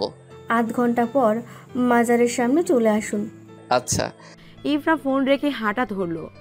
মাজারের সামনে পৌঁছাতে 15 মিনিট লাগবে। আরও 15 মিনিট রোমানের জন্য দাঁড়াতে হবে। এদিকে ইফরা ডেকেছে বলে রোমান বসকে বলে আধ ঘন্টা আগেই বেরিয়ে গেছে। ফলে ইফরা পৌঁছানোর আগেই দেখলো রোমান নির্দিষ্ট জায়গায় দাঁড়িয়ে আছে। রোমানকে নিজের আগে পৌঁছাতে দেখে ইফরা বলল, আপনার তো আরও পরে আসার কথা, এত তাড়াতাড়ি কিভাবে এলেন? আপনি ফোন দেওয়ার পরই বের হয়েছিলাম তাই না। রোমান এলোমেলো হেসে মাথা চুলকে বলল, হে কি, মাথায় উকুন আছে নাকি? মাথা চুলকাচ্ছেন কেন? রোমান দ্রুত জবাব দিয়ে বলল, না উকুন নেই, এমনি চুলকাচ্ছিলাম। হ্যাঁ। ও আচ্ছা, চলুন একটু হাঁটি। চলুন। ইফরা আর রোমান ফুটপাত ধরে পাশাপাশি হাঁটছে। হাঁটতে হাঁটতে ইফরা বলল, বিয়েটা কবে হলে ভালো হয়? এমন একটা কথা শুনবে এটা রোমান ভাবিওনি। নিজেকে অতি কষ্টে সামলে নিয়ে বলল, আপনি যখন বলবেন। ইফরা খানিকটা বিরক্ত হয়ে বলল, মানে কি, আপনার পছন্দ নেই? রোমান একটু থতমত খেয়ে বলল, না মানে আমার তো সমস্যা নেই, আপনি যখন বলবেন আমি তখনই জামাই সেজে হাজির হয়ে যাব, কিন্তু আমি তো আপনার জন্য বলেছি, আপনার তো কোনো সমস্যা থাকতেই পারে। ইফরা একবার রোমানের দিকে তাকিয়ে বলল, আচ্ছা, আপনি অফিসিয়ালি আপনার পরিবারকে দিয়ে আমার বাসায় প্রস্তাব পাঠান, তারপর তারা কথা বলে যেদিন ধার্য করে সেদিনই। এটাই ভালো। চালমারি খাবেন? রোমান হালকা সাহস নিয়ে অফারটা করেই ফেললো, কারণ এই স্বর্ণকেশী মানবীকে সে ভালোবাসলেও তার সামনে কথা বলতে বেচারির হাঁটু কাঁপে, কথা এলোমেলো হয়ে যায়, টেনশনে গলা শুকিয়ে যায়, আরও নানান সমস্যা। কেন যে এমন হয়? ইফরা মৃদু হাসলো, অফারটা গ্রহণ করে বলল, ঠিক আছে, তবে বেশি ঝাল দেওয়া চলবে না। আচ্ছা ঠিক আছে, আপনি দাঁড়ান, আমি আসছি। 5 মিনিটের মধ্যেই রোমান দুটা ঠোঙা ভরা ঝালমুড়ি নিয়ে এলো। ইফরা একটা মিষ্টি হাসি দিয়ে ধন্যবাদ দিল, আর তাতেই যেন রোমানের রাতের ঘুম স্বপ্ন সব উড়ে বাষ্প হয়ে গেল। এই মেয়েটাকে কেন যে এত ভালোবাসে রোমান নিজেও জানে না। খুব সাধারণভাবেই ভালো লাগে যায়, খুব সাধারণভাবেই ভালো লেগে যায় মেয়েটাকে। একদিন বন্ধু আয়নের গায়ে হলুদে মেয়েটাকে দেখেছিল রোমান। সবার থেকে আলাদা দাঁড়িয়ে কাঁদছিল, কাঁদতে কাঁদতে কাজল চোখের নিচে লেপটে গিয়েছিল, দেখতে পেতে লাগছিল, কিন্তু চিকন সরু ঠোঁটের ওপরে তিলটা পেতনি নামক শব্দটা সায় দিচ্ছিল না। সেদিন রোমান বিপাকে পড়ে গিয়েছিল। কেন জানি কৌতূহলী হয়ে পুরো গায়ে হলুদ অনুষ্ঠানে ওকে ফলো করছিল সে। তারপর থেকে গোপনে, হ্যাঁ খুব গোপনে ভালোবেসে ফেলেছিল। তারপর একদিন বন্ধুর বোনের সাহায্যে মেয়েটার সব খবরাখবর নিয়ে জানতে পারে কিছুদিন আগে মেয়েটার ব্রেকআপ হয়েছে, আর সেই এটা নিয়ে আপসেট। তবে রোমান স্বার্থপরের মতো খুশি হয়েছিল। মেয়েটার বাড়ির ঠিকানা জোগাড় করে মেয়েটার মাকেও হাত করে ফেলেছিল। আজকে কাছাকাছি একটা পার্কে কতক্ষণ ঘোরাঘুরি করে রাস্তার ধারে ফুচকা চটপটি খেয়ে বাসায় ফিরছে 3 জন। এই পুরোটা সময় মৌ শারমিনের সাথে দুই একটা কথা বলেও রুশানের সাথে কথাই হয়নি। রুশানও বলেনি। ওর ধারণা মেয়েটার প্রচণ্ড অহংকার, তাই হয়তো ওর সাথে কথা বলে না। থাক না বলুক, এমন দু একটা মেয়ে কথা না বলে কিছুই আসে যায় না। বাসায় ফিরে মৌ আর শারমিন ঘরে গেল ফ্রেশ হতে, আর রুশান একটু বাইরে গেছে। 10 মিনিট পর একটা 2 লিটারের 7 আপের বোতল নিয়ে হাজির হলো। শারমিন খুশিতে গদগদ হয়ে বলল, উফ বিআই সাহেব, আপনি কিভাবে আমার মনের কথা বুঝে যান? আমিও এটাই চাইছিলাম। রুশানও মজা নিয়ে বলল, বেআইনের মনের ভাব বেআই না বুঝলে কে বুঝবে বলুন। এদিকে মৌ এদের অতিরিক্ত আধিক্যতায় বেশ বিরক্ত হচ্ছে। এসব ইন্ট্রোভার্ট মানুষের এই একটাই সমস্যা, স্রোতের টানে ভাসতে পারে না, একদম দামও পায় না। শারমিন গ্লাস এনে 7 আপ ঢেলে মাকে এক গ্লাস দিয়ে এলো। সিনথিয়া বেগম নিজের ঘরে বসে তসবি টিপছেন। প্রতিদিন তিনি নামাজের পর তসবি পড়েন। মাকে দিয়ে এসে আগে রোশানকে দিয়ে মৌকে দিতে নিলেই মৌ বলল, না গো, তুমি খাও। বিষয়টা মৌ স্বাভাবিকভাবে বললেও রোশান ভেতরে ভেতরে ভীষণ ক্ষেপে গেল। কথাটা না হয় নাই বললে, তাই বলে এখন সে এনেছে বলে খাবেও না, এত তেজ। রোশান তীক্ষ্ণ দৃষ্টিতে একবার মৌয়ের দিকে তাকালো। মৌও চাইলো ওর দিকে, কিন্তু ওর এমন ধারালো দৃষ্টি কারণ বুঝতে পারল না। অনেকক্ষণ আড্ডা চললো, কিন্তু আড্ডায় শারমিন ছাড়া আর কারো মনোযোগ নেই। মৌয়ের এসব আড্ডা জমে না, কিন্তু রোশান মৌয়ের ওপর ক্ষেপে আছে বলেই মনোযোগ দিতে পারছে না। রাতের খাবার শেষ হওয়ার পর আরও কিছুক্ষণ গল্প সল্প চললো। তারপর সবাই শুতে গেল। মৌ আর শারমিন একসাথে ঘুমালো, আর রোশান গেস্ট রুমে। মাঝরাতে হঠাৎ মৌয়ের ঘুম ভেঙে গেল। মায়ের কথা মনে পড়ছে, কান্না আসছে। আজ 2 দিন হয়ে গেল মাকে দেখে না, সামনাসামনি কথা হয় না। শোয়ার আগে সিনথিয়া খালার নাম্বার থেকে কিছুক্ষণ কথা হয়েছিল, তারপর মা রেখে দেয়। জীবনটা এমন কেন? মৌ বাম হাত দিয়ে চোখ মুছে সন্তপনে বিছানা ছাড়লো। পানি খাওয়ার প্রয়োজন, তাই ড্রয়িং রুমে যেতে হবে। মৌ ড্রয়িং রুমে এসে লাইট জ্বালিয়ে পানি খেয়ে আবার লাইটটা বন্ধ করে চলে যেতে নিলে কেউ একজন এসে ওর মুখটা চেপে ধরে আর হাত দুটো পেছনে নিয়ে আটকে ফেলে। অন্ধকারে চেহারা বোঝা না গেলেও বোঝা যাচ্ছে পুরুষ অবয়ব। মৌ ভয়ে লোকটার হাতে কামড় দিয়ে বসলো, আর সাথে সাথেই লোকটা মৌয়ের মুখ থেকে হাত সরিয়ে ফেললো। তারপর আর্তনাদ করে বলল, ডাইনি একটা, এত জোরে কেউ কামড়ায়? এতক্ষণে গলার স্বর চিনে গেল এটা রোশান। মৌ কিছুটা বিস্মিত হয়ে বলল, আপনি? হ্যাঁ আমি। এত জোরে কেউ কামড়ায়? এখন যদি আমার হাতে জলাতঙ্ক হয়? মৌয়ের রাগ উঠে গেল। ছেলেটা ওকে কুকুর বলল। তুই ছাগল, তোর 14 গোষ্ঠী ছাগল পাগল। তুই ছাগলের গু মুত সব খাস। আচমকা এই কথাগুলো বলে মৌ বিদ্যুৎ গতিতে রুমে চলে গেল, আর রোশান বেককালের মতো দাঁড়িয়ে রইল। কি বলে গেল মেয়েটা? রোশানের গা গোলাচ্ছে। ছি! মৌয়ের মতো রোশানও পানি খেতেই উঠেছিল, কিন্তু যখন নিজের রুম থেকে বেরিয়ে মৌকে দেখলো তখন ভাবলো ভয় দেখাবে, কিন্তু এসে মুখ চেপে ধরতে কামড়ে দিল। রোশান রাগে ফুঁসতে ফুঁসতে ডাইনিং টেবিল থেকে পানির গ্লাসটা হাতে নিয়ে খেতে নিলই মৌয়ের বলা কথা, তুই ছাগলের গু মুত সব খাস। আজ এটা মনে পড়ে গেল। এখন পানিকেও মুত লাগছে। কি একটা অবস্থা! রোশান পানি না খেয়েই ঘরে চলে গেল। নাস্তা খেয়ে মৌ আর রোশান বের হবে সিনথিয়া খালার বাসা থেকে। আজই ওরা ফিরবে। রোশান চেয়েছিল একা আসতে, কিন্তু শিরিন ফোন দিয়ে বলল মৌকেও নিয়ে আসতে। তাই আর কি করার, এখন মৌকেও নিয়ে ফিরতে হবে। এমনিতেই এই মেয়েটাকে দেখতে ইচ্ছে করে না, তার ওপর কাল রাতে কি জঘন্য কথা বলেছে মনে পড়লে এখনও বমি আসতে নেয়। সেজন্য আজ নাস্তাও খায়নি। সিনথিয়া বেগম আর শারমিন অনেক করে বলেছিল, কিন্তু রোশান নানা রকম ছুতো ধরে খায়নি। মৌয়ের খাওয়া শেষে শারমিন আর সিনথিয়া খালার থেকে বিদায় নিয়ে বাইরে এসে দাঁড়ালো। রোশান আগে থেকেই দাঁড়িয়ে আছে, মনে মনে খুব রেগে আছে। তাই আজ আর রিক্সা নেয়নি, শিক্ষা দেওয়ার জন্য হাঁটিয়ে নেবে। ওর তো সমস্যা নেই, কারণ এই রোডে সপ্তাহে 3 দিন আসা পড়ে একটা অ্যাডমিশন কোচিংয়ে পড়ানোর জন্য, আর বেশিরভাগ সময় হেঁটে আসে। মৌও পাশাপাশি এসে দাঁড়াতেই রোশান রুক্ষ দৃষ্টিতে একবার চেয়ে তারপর বলল, আজকে কি রিক্সা নাই, হেঁটে যেতে হবে? এটা বলে মৌ হাঁটতে শুরু করলো। একটু পেছনে রোশানও আসছে। মৌ হাঁটতে হাঁটতেই ভাবছিল রোশানকে সরি বলা উচিত। কাল রাতে রেগে গিয়ে অনেকটা উল্টাপাল্টা কথা বলে ফেলেছে, কিন্তু সরি কিভাবে বলবে? এর আগে কাউকে সরি বলা হয়নি, তাই এক্সপিরিয়েন্সও নেই, কিন্তু বলা উচিত। দূর, একটা সরি তো বলেই দেই। এগুলো ভাবতে ভাবতে মৌ পেছনে ফিরে রোশানের দিকে তাকালো। রোশানও ওর দিকেই তাকিয়েছিল, কিন্তু চোখে চোখ পড়তেই আকাশ বাতাস মাটি পানির সৌন্দর্য দেখতে ব্যস্ত হয়ে পড়ল। মৌ এক বুক সংকোচ নিয়ে মিনমিন গলায় বলল, একটু শুনবেন? রোশান একটু এগিয়ে গিয়ে দায়সারাভাবে বলল, কি? সরি। একটানে এই শব্দটা বলে এখন মৌ এর শান্তি লাগছে, কিন্তু রোশান হালকা ভ্রু নাচিয়ে বলল, কেন? ওই যে কাল রাতে আপনাকে ওই সব বলেছি তাই। ও, আপনার আবার অনুশোচনাও আছে? রুশানের এহেন খোঁচামূলক কথা শুনেও মৌ কিছু বলল না, কারণ কথায় কথা বাড়ে, শুধু শুধু কথা বাড়িয়ে লাভ নেই। রুশান পুনরায় আবার বলল, আচ্ছা আমিও সরি, আমার ওসব বলা ঠিক হয়নি। আর আমরা এই টপিক এখানেই ক্লোজ করে দিই, হ্যাঁ কি বলেন? আপনি কিন্তু আগে শুরু করেছিলেন। শিহানকে কিন্তু আপনি বলেছিলেন, শুধু শিহান কেন, সবাইকেই বলে বেরিয়েছিলেন। আমি সবাইকে বলিনি, শুধু শিহান আর ভাবিকে বলেছি। যাই হোক, বলছেন তো? আচ্ছা অ্যাগেইন সরি, বাট আমরা আর এই টপিক নিয়ে কোনো কথা বলবো না।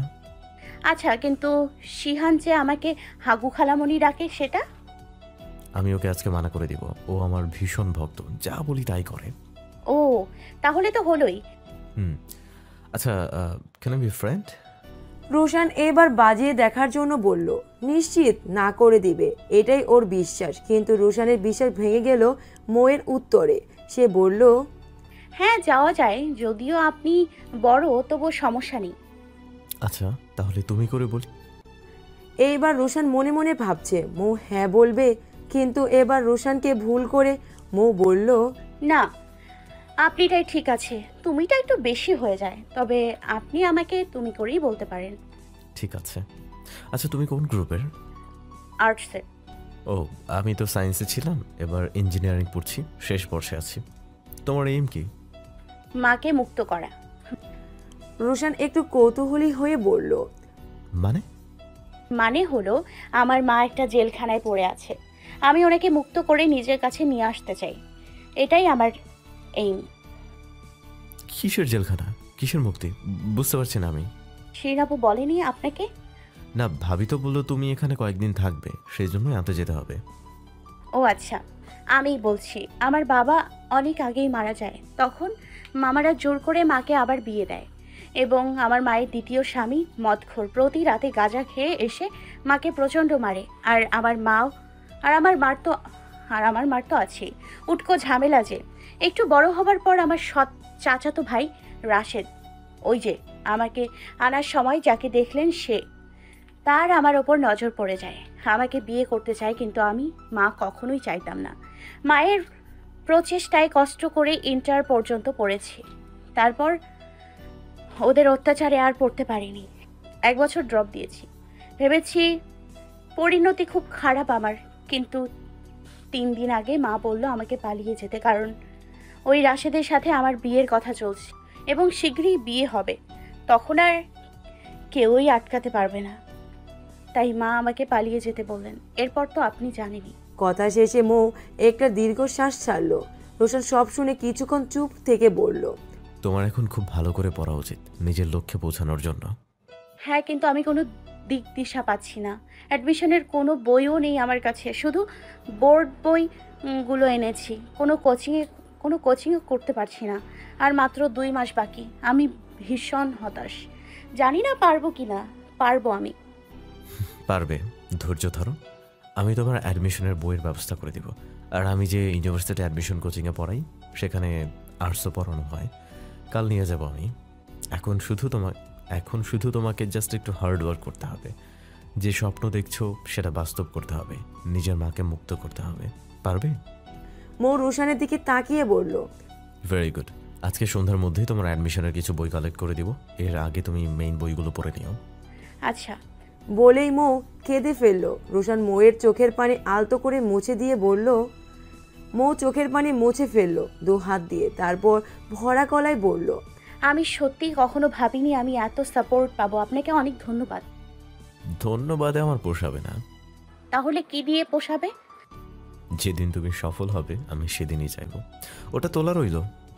আচ্ছা। বাসায় পৌঁছে মৌ রোশানের কথা মতো বোর্ড বইগুলো নিয়ে বসলো।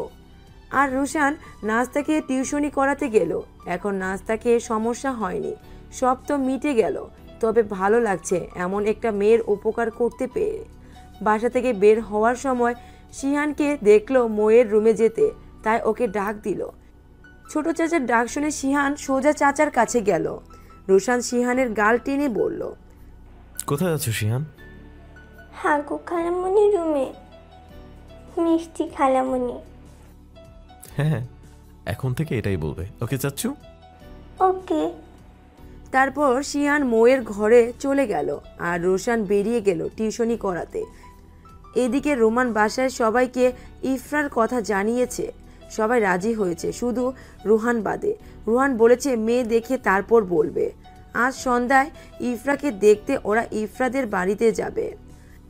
মেয়েকে দেখতে আসবে শুনে ইফরার মাও মেহমান সমাদর করার জন্য তোড়জোড় শুরু করলো। ইফরাকে বারবার তাগাদা দিতে লাগলেন পার্লারে যাওয়ার জন্য, কিন্তু ইফরা এ নিয়ে বেশ বিরক্ত। কেন দেখতে আসলে পার্লারে যেতে হবে? এমনি পছন্দ হলে হবে, না হলে হবে না। এত সংসারের কি দরকার? পাত্রপক্ষ আসার সময় হয়ে গেছে। এদিকে ইফরার মা ইফরাকে বলেও পার্লারে নিতে পারেনি। ইফরার মায়ের উপদেশ বাণী এক কান দিয়ে ঢুকিয়ে অন্য কান দিয়ে বের করে দিচ্ছে। তাই সে ইফরার ওপর বেজায় রাগ। ইফরাও কিছু বলল না। মাটা শুধুই রাগ করে। ছোটবেলা থেকে ইফরার রংচং মাখতে ইচ্ছে করে না। মেকআপ তো জীবনেও কিনেনি। ওর বান্ধবীরা যখন মেকআপ কিনতো তখন ইফরা মনে মনে বলতো টাকাগুলো ওয়েস্ট। 2 কালারের 2টো লিপস্টিক আর একটা কাজল ছাড়া কিছুই নেই ইফরার। তাও এগুলো গত জন্মদিনে বান্ধবী গিফট করেছিল। সেই যে এগুলো ড্রেসিং টেবিলে ফেলে রেখেছিল এখনও তেমনই আছে। সাজার মধ্যে শুধু চুলটা আঁচড়ে মুখটা ধুয়ে ঠোঁটে হালকা একটু লিপ বাম দিয়ে বেরিয়ে যায়, এটুকুই তার সাজ। এদিকে তার বিপরীত চরিত্রের অধিকারী তার ছোট বোন ফাইজা। প্রচুর মেকআপ, লিপস্টিক, আইলাইনারের কালেকশন তার কাছেই পাওয়া যাবে। পাত্রপক্ষ আসার আধ ঘন্টা আগে একটা মেরুন রঙের শাড়ি পরে চুলে খোপা করে মায়ের জোড়াজড়িতে হালকা একটু লিপস্টিক আর কাজল দিয়ে ইফরা তৈরি হলো।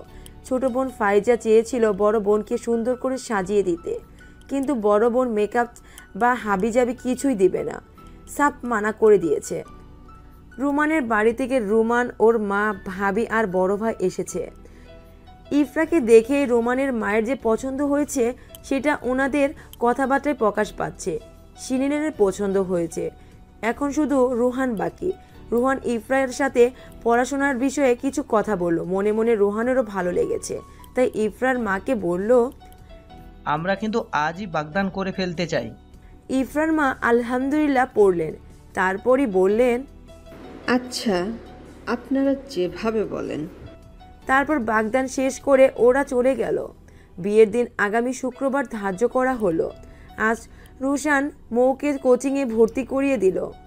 যেহেতু রোশান এখানে পড়ায় সেহেতু মৌয়ের ভর্তি হতে ফ্রি লাগেনি। মৌকে ভর্তি করে আর্টসে। কয়েকজন টিচারের সাথে পরিচয় করিয়ে দিয়ে আর্টসের এডমিশন টেস্টের বইগুলো সংগ্রহ করে ফেলল। মোটামুটি ম্যাক্সিমাম বই সংগ্রহে আছে, বাকিগুলো হয়েও যাবে। রোশান মৌকে কোচিং থেকে বাসায় পৌঁছে দিয়ে গেল। বাসায় এসে মৌ হালকা নাস্তা খেয়ে পড়তে বসে গেল। তারপর দুপুর পর্যন্ত পড়ে খেয়ে আবারও পড়তে বসলো। মাঝখানে সন্ধ্যার সময় একটু ব্রেক নেওয়া হয়, তারপর আবারও রাত পর্যন্ত পড়ে। মাঝে মধ্যে হতাশায় কান্না এলে রোশানের মোটিভেশনগুলো স্মরণ হয়। নিজের মায়ের কথা মনে পড়ে। এই 1 সপ্তাহে বোধহয় 4 বার মায়ের সাথে কথা হয়েছে, তাও কিঞ্চিত। বাড়িতে উৎসব লেগেই গেছে। রোমানের বিয়েতে অনেক আত্মীয় স্বজনের আসা শুরু হয়েছে। বাড়ির সকলের ব্যস্ততা বাড়ছে। রোশানকে আর শিরিনকে একা হাতে সব সামলাতে হচ্ছে, কারণ রোমান অফিস থেকে বিয়ের আগের দিন ছুটি নেবে। আর রোহানের তো নিজের কারখানায় নিজে না গেলে সব গোলমেলে হয়ে যায়। তবুও এত ব্যস্ততার মাঝেও রোশান মৌকে সাপোর্ট করতে ভোলে না। আজ গায়ে হলুদ, বাইরে প্রচুর হইচই হচ্ছে। ভেতর থেকে এমন শব্দে পড়ার মনোযোগ পাচ্ছে না মৌ, তাই হতাশ হয়ে টেবিলের সামনে বসে আছে। আজ যেহেতু ভাইয়ের হলুদ, সেহেতু রোশানকে তো থাকতেই হবে। সে আছেও, কিন্তু মৌয়ের কি অবস্থা, সমস্যা হচ্ছে কি না সেটাও তো খোঁজ নিতে হবে। মূলত সেজন্যই রোশান একটা বাহানা দিয়ে ঘরে চলে এলো। তারপর মৌয়ের দরজায় নক করলো। মৌ দরজা খুলতেই রোশানকে দেখলো। রোশান ভিতরে ঢুকে দরজা আটকে দিল। বিছানায় এসে বসে মৌকেও ইশারা দিল বসতে। মৌ বসতেই রোশান বলল, কি অবস্থা, পড়া হচ্ছে? না, হইচয়ে মনোযোগ পড়ছি না। দেখো মৌ, তুমি এখন একটা যুদ্ধে আছো, আর যুদ্ধে জয়লাভ করতে অনেক ত্যাগ তিতিক্ষা পেরোতে হয়। মাঝপথে এমন নানা বাধা আসবে যেগুলো তোমাকে লক্ষ্য থেকে দূরে সরিয়ে দিতে চাইবে।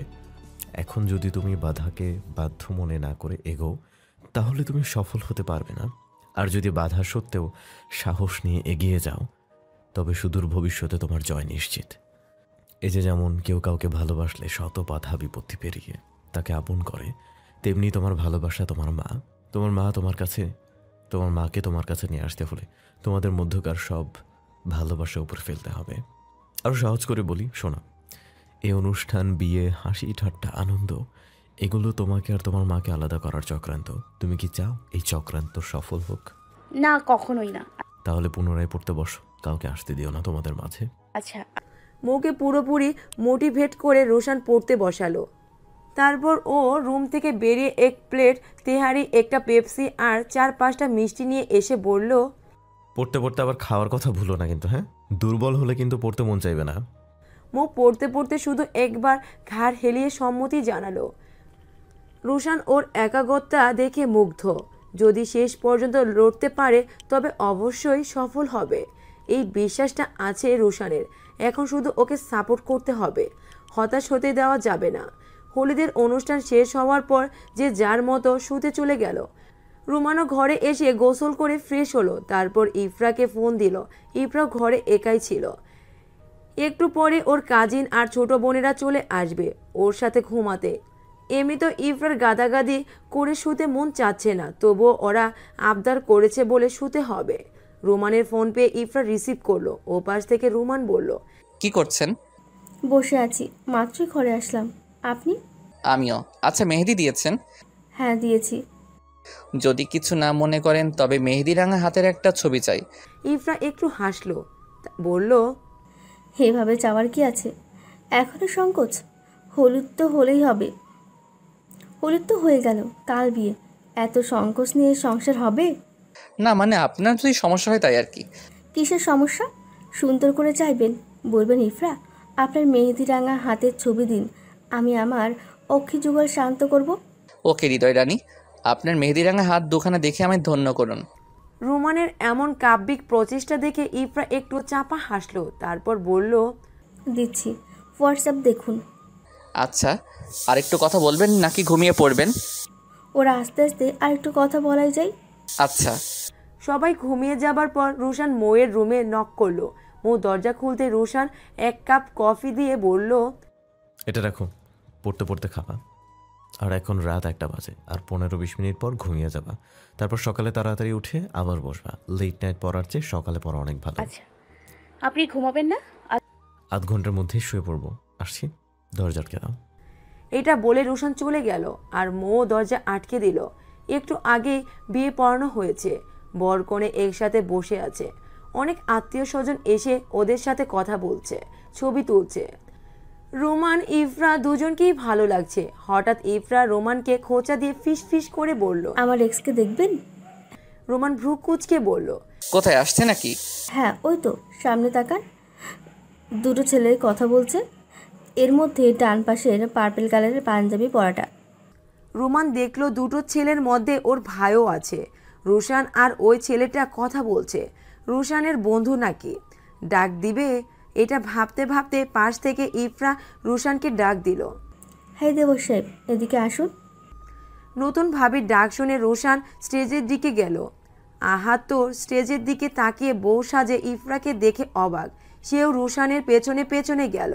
রোশান স্টেজে আসতেই ইফরা বলল, দেবর সাহেব, আপনার সাথে তো আমার তেমন ছবি নেই, আসুন কয়েকটা ছবি তুলি।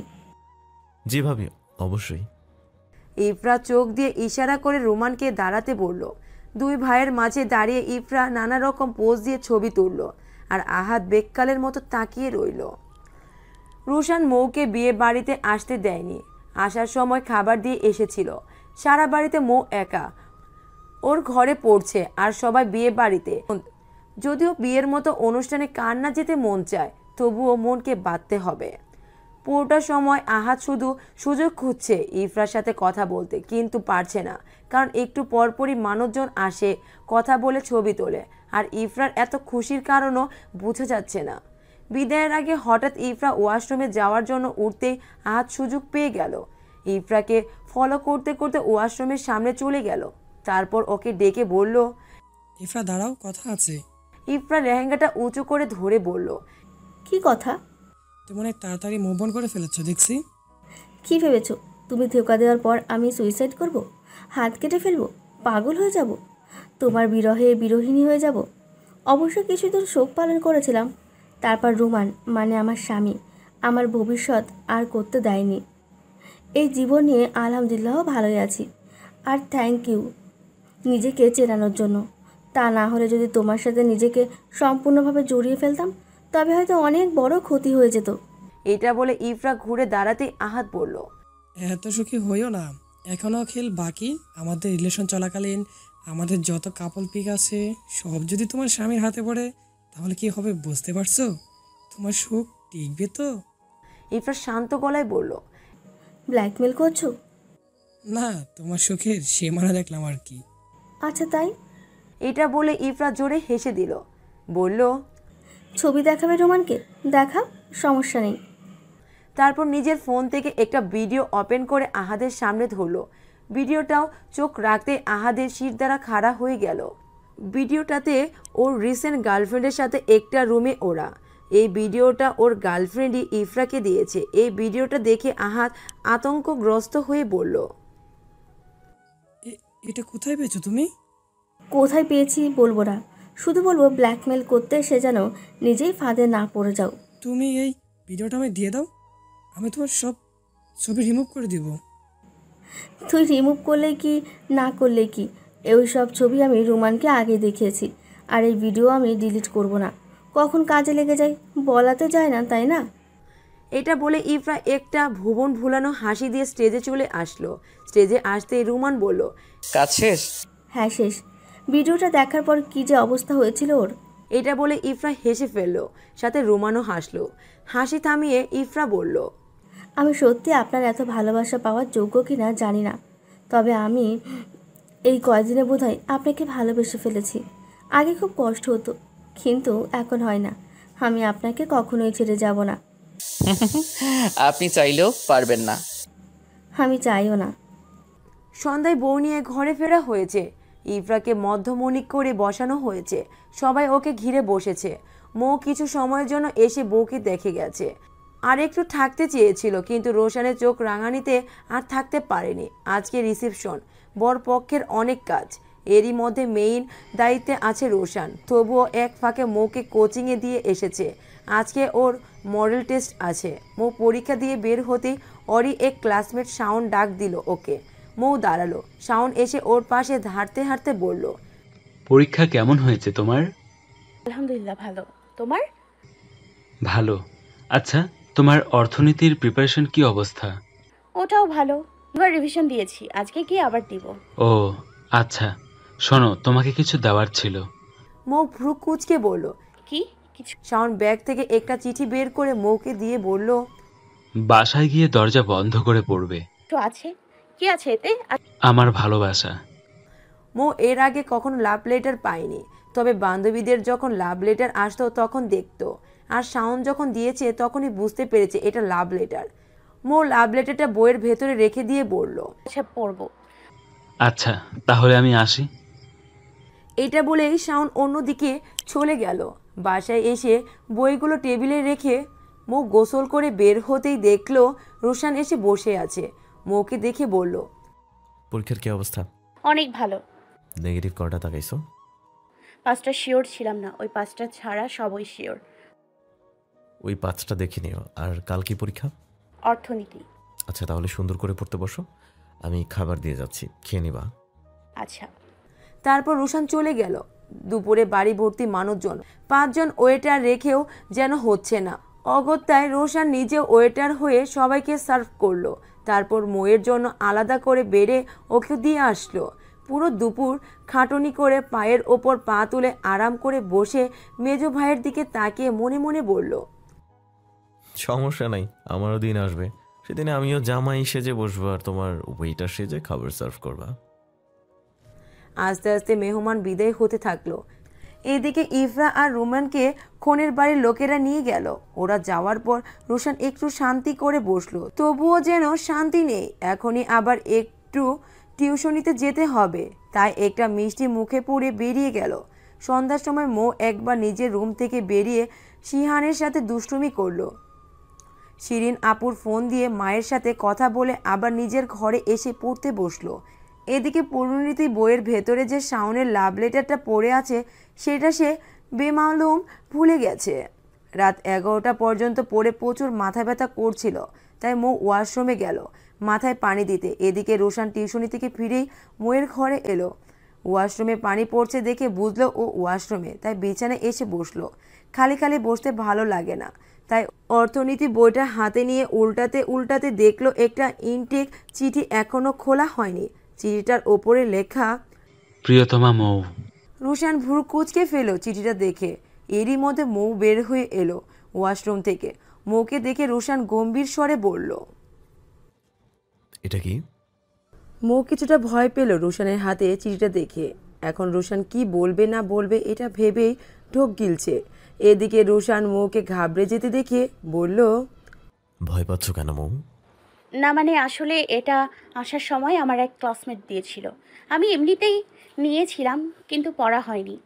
রোশান স্বাভাবিকভাবেই বলল, ও আচ্ছা, তো এত ভয় পাওয়ার কি আছে? ইটস সিম্পল, চলো এটা পড়ি। তুমি পড়বে নাকি আমি পড়বো? ছাড়, পড়ুন। ঠিক আচ্ছা তাহলে ছাদে চলো। সারাদিন পড়তে পড়তে তো বোর হয়ে গেছো, এক কাপ চা খেতে খেতে একটু প্রেমপত্রের মজা নেওয়া যাক নাকি? আছে, চলুন। মৌ কিছুটা হেসেই বলল, তুমি ছাদে চলে যাও, আমি চা নিয়ে আসছি। আচ্ছা। রোশান চলে যাওয়ার পর মৌ চিঠিটা নিয়ে ছাদে গেল। এর আগে আর রোশানদের ছাদে আসা হয়নি মৌয়ের। মোটামুটি বড়ই ছাদটা। মৌ পিলারে হেলান দিয়ে রোশানের জন্য অপেক্ষা করতে লাগলো। রোশান 10 মিনিট পর 2 কাপ চা নিয়ে হাজির হলো। 1 কাপ মৌকে দিয়ে বলল, ছাদের বাইরে পা ঝুলিয়ে বসতে পারবে? কখনো বসিনি, তবে চেষ্টা করতে পারি। আচ্ছা তাহলে আসো, খুব সাবধানে কিন্তু। আচ্ছা আচ্ছা। আগে মৌকে বসিয়ে তারপর রোশান ওর পাশে বসলো। চায়ের একটা চুমুক দিয়েই প্রশান্তির নিঃশ্বাস ফেলে বলল, চলো চিঠিটা পড়ি। রোশান ফোনের ফ্ল্যাশ লাইট অন করে চিঠিটা খুলল, তারপর পড়তে শুরু করলো। প্রিয়তমা মৌ, তোমাকে প্রথম দেখেই ভালো লেগেছিল। তারপর তোমার সাথে ক্লাস করে তোমার পড়াশোনা দেখে আর ব্যবহার দেখে আমি মুগ্ধ হলাম। এখন বোধহয় আমি তোমাকে ভালোই বেসে ফেলেছি। তুমি কি আমাকে ভালোবাসো? প্লিজ অ্যান্সার দিও। ইতি, শাওন। চিঠিটা পড়ে রোশান মুখে হাত দিয়ে একটু চাপা হাসলো। ও ভ্রু কুঁচকে মুখ গোছ করে বলল, হাসছেন কেন? এমনি পিচ্ছে পিচ্ছে পোলাপানের আবেগ দেখে হাসি পায় আর কি। যাক, তুমি বলো তোমার আনসার কি? আমি আর কি বলবো, আমার এগুলো ভালো লাগে না। এখন শুধু একটাই চাওয়া আমার, সেটা হলো আমার সাফল্য। ইয়াস, এটাই শুনতে চেয়েছিলাম আমি। এই চিঠিটা কাল ওই ছেলেকে দিয়ে বুঝিয়ে বলে দেবে। এরপরেও যদি ছেলেটা বাড়াবাড়ি করে তাহলে আমি ওকে দেখব। আচ্ছা। তারপর আরও কিছুক্ষণ কথাবার্তা বলে রোশান মৌকে ঘরে পাঠিয়ে দিয়ে নিজেও চলে গেল। রোশানের কেয়ার, সাপোর্ট আর নিজের পরিশ্রমে মৌ নিজের প্রস্তুতি অনেক ভালোভাবে শেষ করেছে। অবশেষে বহু কাঙ্ক্ষিত ভর্তি পরীক্ষা চলেই এলো। কাল ঢাকা বিশ্ববিদ্যালয় ভর্তি পরীক্ষা। ওরা আজই চলে এসেছে, কারণ সিলেট থেকে ঢাকা আসতে অনেক সময় লাগে। আর জার্নি করে এত দূর এসে পরীক্ষা দিতে মৌয়ের কষ্ট হবে ভেবে আজই চলে আসলো। ওরা ঢাকায় রোশানের বন্ধু হাসিবের বাসায় থাকবে। ওর বন্ধু হাসিবের বোনও এবার ভর্তি পরীক্ষার্থী। ভালোই হলো মৌয়ের জন্য। ভর্তি পরীক্ষাগুলো ভালোভাবেই শেষ করলো মৌ। এর মধ্যে ঢাকা বিশ্ববিদ্যালয়, জাহাঙ্গীরনগর, চট্টগ্রাম, খুলনায় চান্স পেয়েছে মৌ। এজন্য কনফিউশনেই পড়ে গেছে যে কোনটা রেখে কোনটায় ভর্তি হবে। সবগুলোতেই ভালো সাবজেক্ট পেয়েছে, তবুও ঢাকা ভার্সিটিতে আইন বিভাগে ভর্তি হলো। হলেও সিট পেয়ে গেল। আজই হলে উঠবে। তারপর 1-2 মাস হলে থেকে ওই বাসা থেকে মাকে নিয়ে এসে আলাদা বাসা নিয়ে থাকবে। মৌকে ভর্তি করিয়ে দিয়ে রোশান বলল, যাক, তুমি তোমার স্বপ্নে পৌঁছে গেছো। এখন আমার কাজ শেষ। আমি তোমার চেয়েও বেশি তোমার সাফল্য কামনা করেছিলাম। আজকে তোমার চেয়ে বেশি খুশি আমি। মুখ কৃতজ্ঞ দৃষ্টিতে রোশানের দিকে চেয়ে বলল, আজকের সাফল্যের আমার যতটুকু পরিশ্রম ছিল তার চেয়েও বেশি আপনার সাপোর্ট ছিল। আমি সত্যি খুব লাকি আপনার মতো একজনকে পাশে পেয়েছিলাম। এটা তো তোমার পরিশ্রম আর ভাগ্যেরই ফলাফল। Best of luck. ধন্যবাদ। আচ্ছা, আপনি বলেছিলেন আপনি কিছু চাইবেন। আজ তো আমি সফল, এবার চেয়ে ফেলুন। হ্যাঁ চাইবো? হ্যাঁ অবশ্যই, আমি চেষ্টা করব আপনার চাওয়া পূর্ণ করার। শ্রাবণের পহেলা বৃষ্টিতে তোমার সাথে ভিজতে চাই। দমকা বাতাসে তোমার উড়ন্ত চুলগুলো ভালোবাসায় বাঁধতে চাই, বেদনায় তোমার শুষ্ক কপালে গড়িয়ে পড়া অশ্রুবারে মুছতে চাই, তোমার ওষ্ঠের সুধায় আকণ্ঠ ডুবে থাকতে চাই। আমি তোমার মাঝে বাঁচতে চাই, আজন্ম তোমায় ভালোবাসতে চাই, আর তোমার সাথে কিছু স্মৃতিমধুর প্রেমাচ্ছন্ন বিকেল চাই। এতক্ষণ মন দিয়ে রোশানের কথাগুলো শুনল মৌ। রোশান নিজের চাওয়াগুলো প্রিয়তমার কাছে বলে দিয়ে জানতে চাইল, আমার চাওয়া পূরণ করতে পারবে? মৌ রোশানের দিকে তাকালো, কিন্তু কিছু বলল না। নিশ্চুপতার ভর করে চলে গেল। মৌয়ের চলে যাওয়ার পথে রোশান বহুক্ষণ তাকিয়েছিল। ঢাকায় 2 দিন থেকে রোশান আজই সিলেট ফিরবে। ভেবেছিল মৌয়ের সাথে দেখা করে ফিরবে, কিন্তু মৌ ফোনই রিসিভ করছে না। রোশান ভেবেছে হয়তো ওই দিনের কথাগুলো মৌয়ের ভালো লাগেনি, অথবা এমন কোনো অনুভূতি নেই ওর মনে যেটা রোশানের মনে আছে ওর জন্য। রোশান কখনো জোর করবে না এই নিয়ে। ও শুধুই ওর অনুভূতিটা জানিয়েছে, যা এই 2 মাসে জন্মেছে। আর জীবনটা অবশ্যই মৌয়ের। ওর ভালো লাগা মন্দ লাগা সবার আগে প্রায়োরিটি পাবে। এখন মৌয়ের রোশানকে ভালো না লাগতেই পারে, এই নিয়ে আপসেট হওয়ার কিছু নেই। এগুলো রোশান মনে মনে বললেও তার মন বিদ্রোহ করে বলতে চাইছে, মিথ্যা বলিস না রোশান। মনের কথা শুনে রোশান হাসল। রোশান কমলাপুর রেল স্টেশন থেকে ট্রেনে উঠে পড়ল, গন্তব্য সিলেট। মৌ ফোন না ধরায় কাল রাতে মেসেজ করেছে যে ও চলে যাচ্ছে। মেসেজ সিন হয়েছে, কিন্তু কোনো রিপ্লাই আসেনি। রোশান ভেবেছিল হয়তো দেখা করবে, কিন্তু না, শেষ পর্যন্ত আর দেখা হয়নি। 2 মাস পরের কথা। রোশানের ইঞ্জিনিয়ারিং শেষ, ফরেন থেকে একটা জব অফার এসেছে। বাড়িতে সবাই খুশি, তবে রোশান এখনও কনফার্ম করেনি মৌয়ের জন্য। এই 2 মাসে অনেক কল আর মেসেজ দিয়েছে মৌকে, কিন্তু কোনোটাই উত্তর আসেনি। অন্তত একটাবার কথা বলে না করে দিত না, তাও করেনি। হ্যাঁ বা না কিছুই বলেনি। আজকে শেষবারের মতো একটা মেসেজ করবে, আর এটাই শেষ। রাত 12টা। রোশান মেসেজ টাইপ করছে। মৌ, কেমন আছো? মনে পড়ে আমাকে ফরেনে আমার বিদেশে একটা ভালো জব হয়েছে। আমি চলে যাব। যদি মনে হয় তাহলে একবার এসো, দেখা হয়ে যাবে। আর আমার চাওয়াটা না হয় অপূর্ণই থাক। সব চাওয়া সবসময় পূরণ হয় না। ভালো থেকো। মেসেজটা সেন্ড হতেই মৌ সিন করলো, কিন্তু প্রতিবারের মতো রিপ্লাই নেই। অভিমানে রোশান জব অফারটা ফাইনাল করে ফেলল।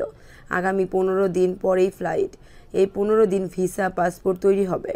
অবশেষে চলে যাওয়ার দিন ঘনিয়ে আসলো। কালই ফ্লাইট। আজ রোশান আর ওর সব বন্ধু, তার আত্মীয় স্বজনের সাথে কথা বলল। যাদের সাথে দেখা হয়নি তাদের সাথে ফোনে কথা বলেছে। এদিকে রুনা বেগমও ভেবেছিল ছোট ছেলে প্রথম ছুটিতে এলে বিয়ে করিয়ে দিবে। এজন্য তিনি গোপনে পাত্রীও খোঁজা শুরু করেছে। আজ প্রচণ্ড ক্লান্ত রোশান। বন্ধুদের সাথে আড্ডা মারতে পুরো সময় শেষ, তাই আজ এত রাত হলো। ঘরে ফিরে ফ্রেশ হয়ে ফোনটা নিয়ে দেখলো মৌ অনলাইনে আছে। ভেবেছিল একবার মেসেজ দিবে, কিন্তু পরে ভাবলো মেসেজ দিয়েই তো লাভ নেই। সিন করবে বাট রিপ্লাই করবে না। আর এটা দেখে আরও বেশি কষ্ট লাগে। থাক, ওর মতো থাকুক। কালই তো শেষ দিন, তারপর বোধহয় আর কথাও হবে না, আর নাইবা দেখা। রোশান ফোনটা বুকের উপর রেখে আধশোয়া হয়ে ঘুমিয়ে গেছে। হঠাৎ ঘুমের মধ্যে মনে হলো মৌ এসেছে এবং ওর বুকের উপর শুয়ে আছে। ওরা দুজনে খোলা মাঠে শুয়ে জ্যোৎস্না বিলেস করছে। যদিও রোশানের আমবস্যা ভালো লাগে, তবুও আজ কেন জানি পূর্ণিমায় ভালো লাগছে। কিন্তু বইবাদ ঘুমটা ফানুসের ন্যায় উড়ে গেল। রোশান ধরপুরিয়ে উঠে বসলো। আশেপাশে তাকিয়ে দেখে বুঝতে পারলো এটা স্বপ্ন ছিল। ওর মন খারাপ হয়ে গেল। যে আসবেই না সে স্বপ্নে এসে কেন কষ্ট দেয়। রোশান বিছানা ছেড়ে উঠে দাঁড়ালো। হঠাৎ দরজার দিকে চোখ পড়তেই চমকে উঠল। একটা নীল রঙা শাড়ি পরে চুল ছেড়ে স্বয়ং মৌ দরজার সামনে দাঁড়িয়ে আছে। রোশান তড়িঘড়ি করে হাত ঘড়িটা দেখলো, এখন রাত 1টা। এই সময় মৌ আসবে এটা বিশ্বাসই হচ্ছে না রোশানের।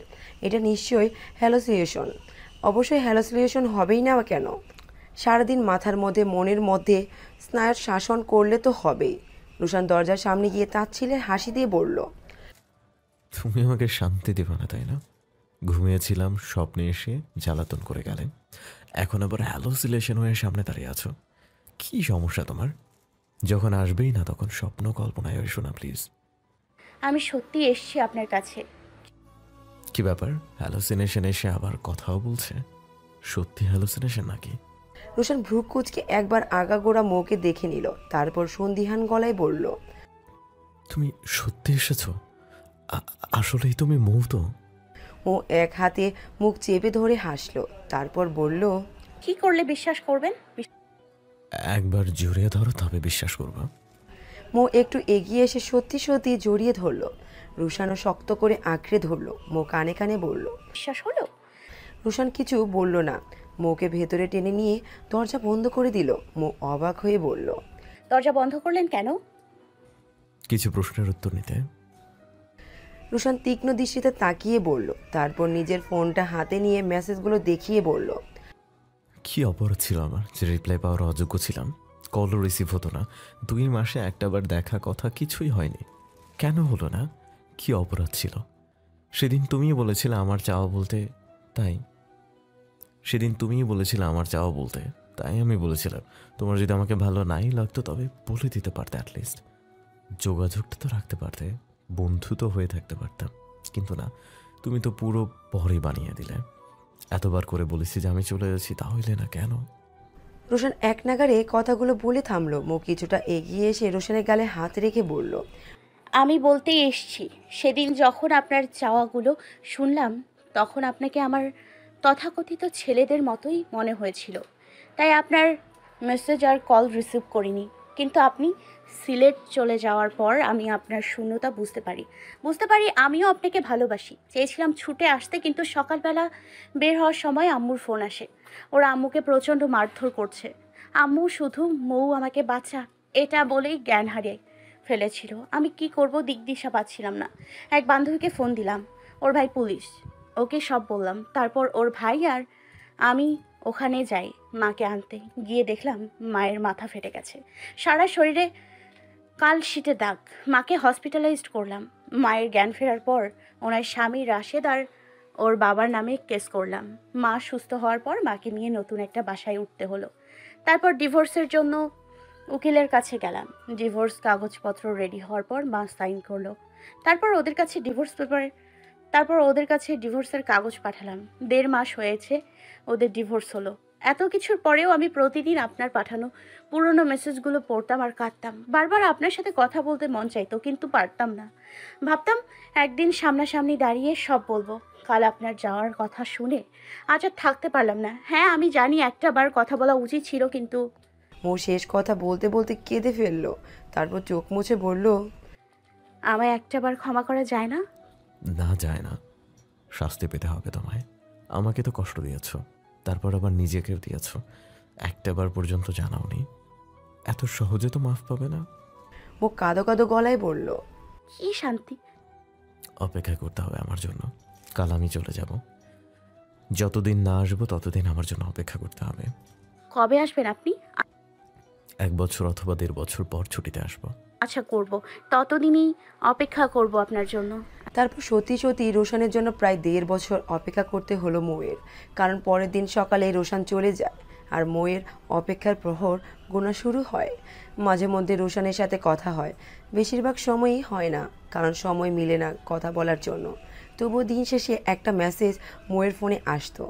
1.5 বছর পর রোশান গতকালের আগের দিন সকালে ফিরেই মৌয়ের সাথে দেখা করেছে।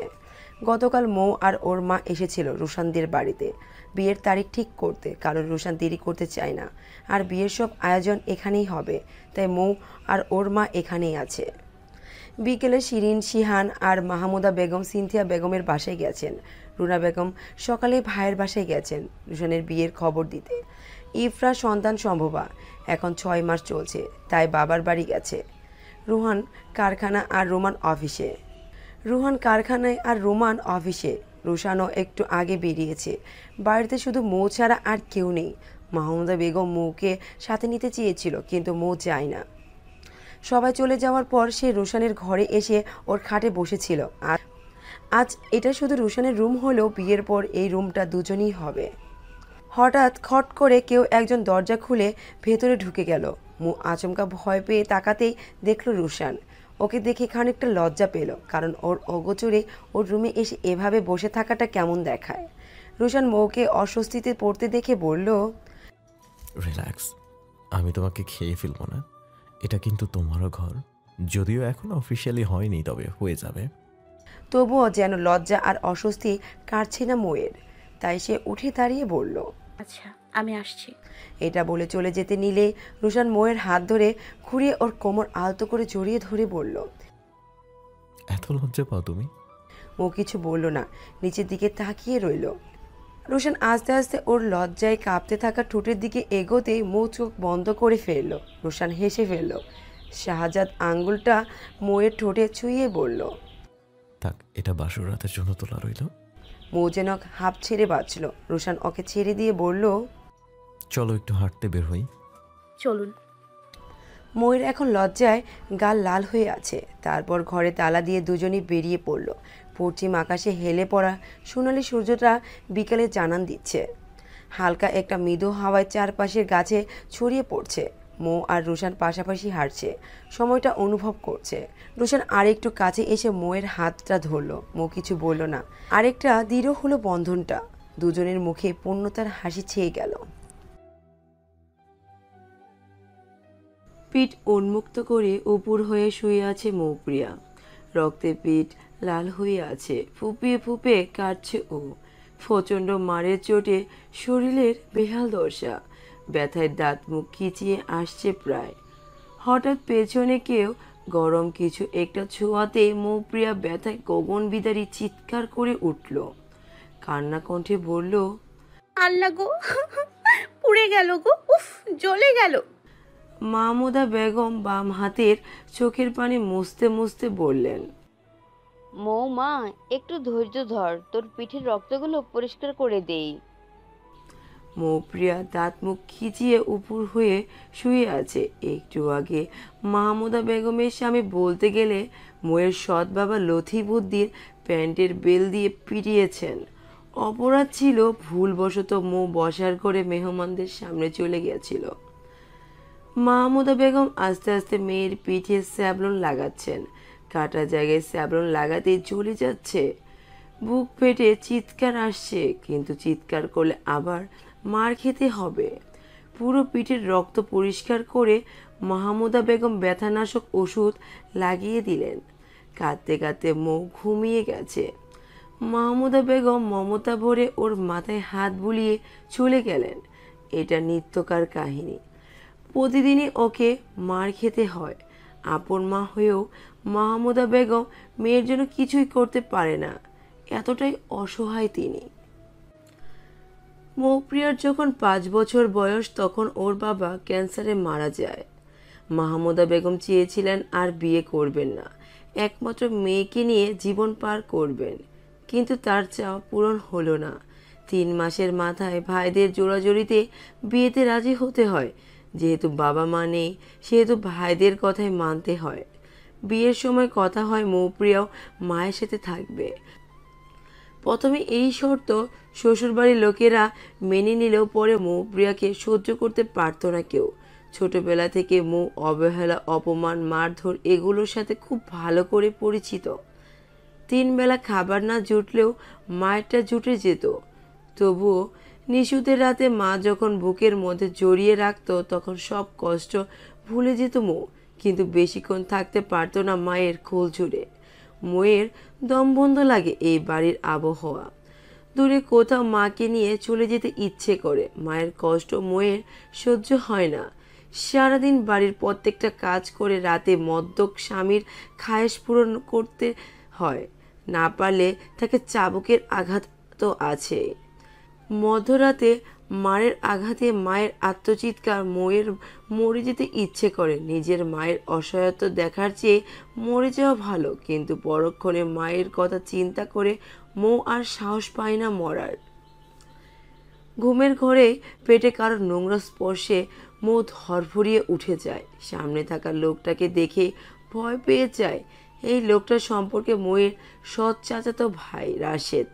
ও যখনই সুযোগ পায় মৌয়ের সাথে অসভ্যতা করতে ছাড়ে না, আর সবাইকে বলে বেড়ায় ও নাকি মৌকে বিয়ে করবে।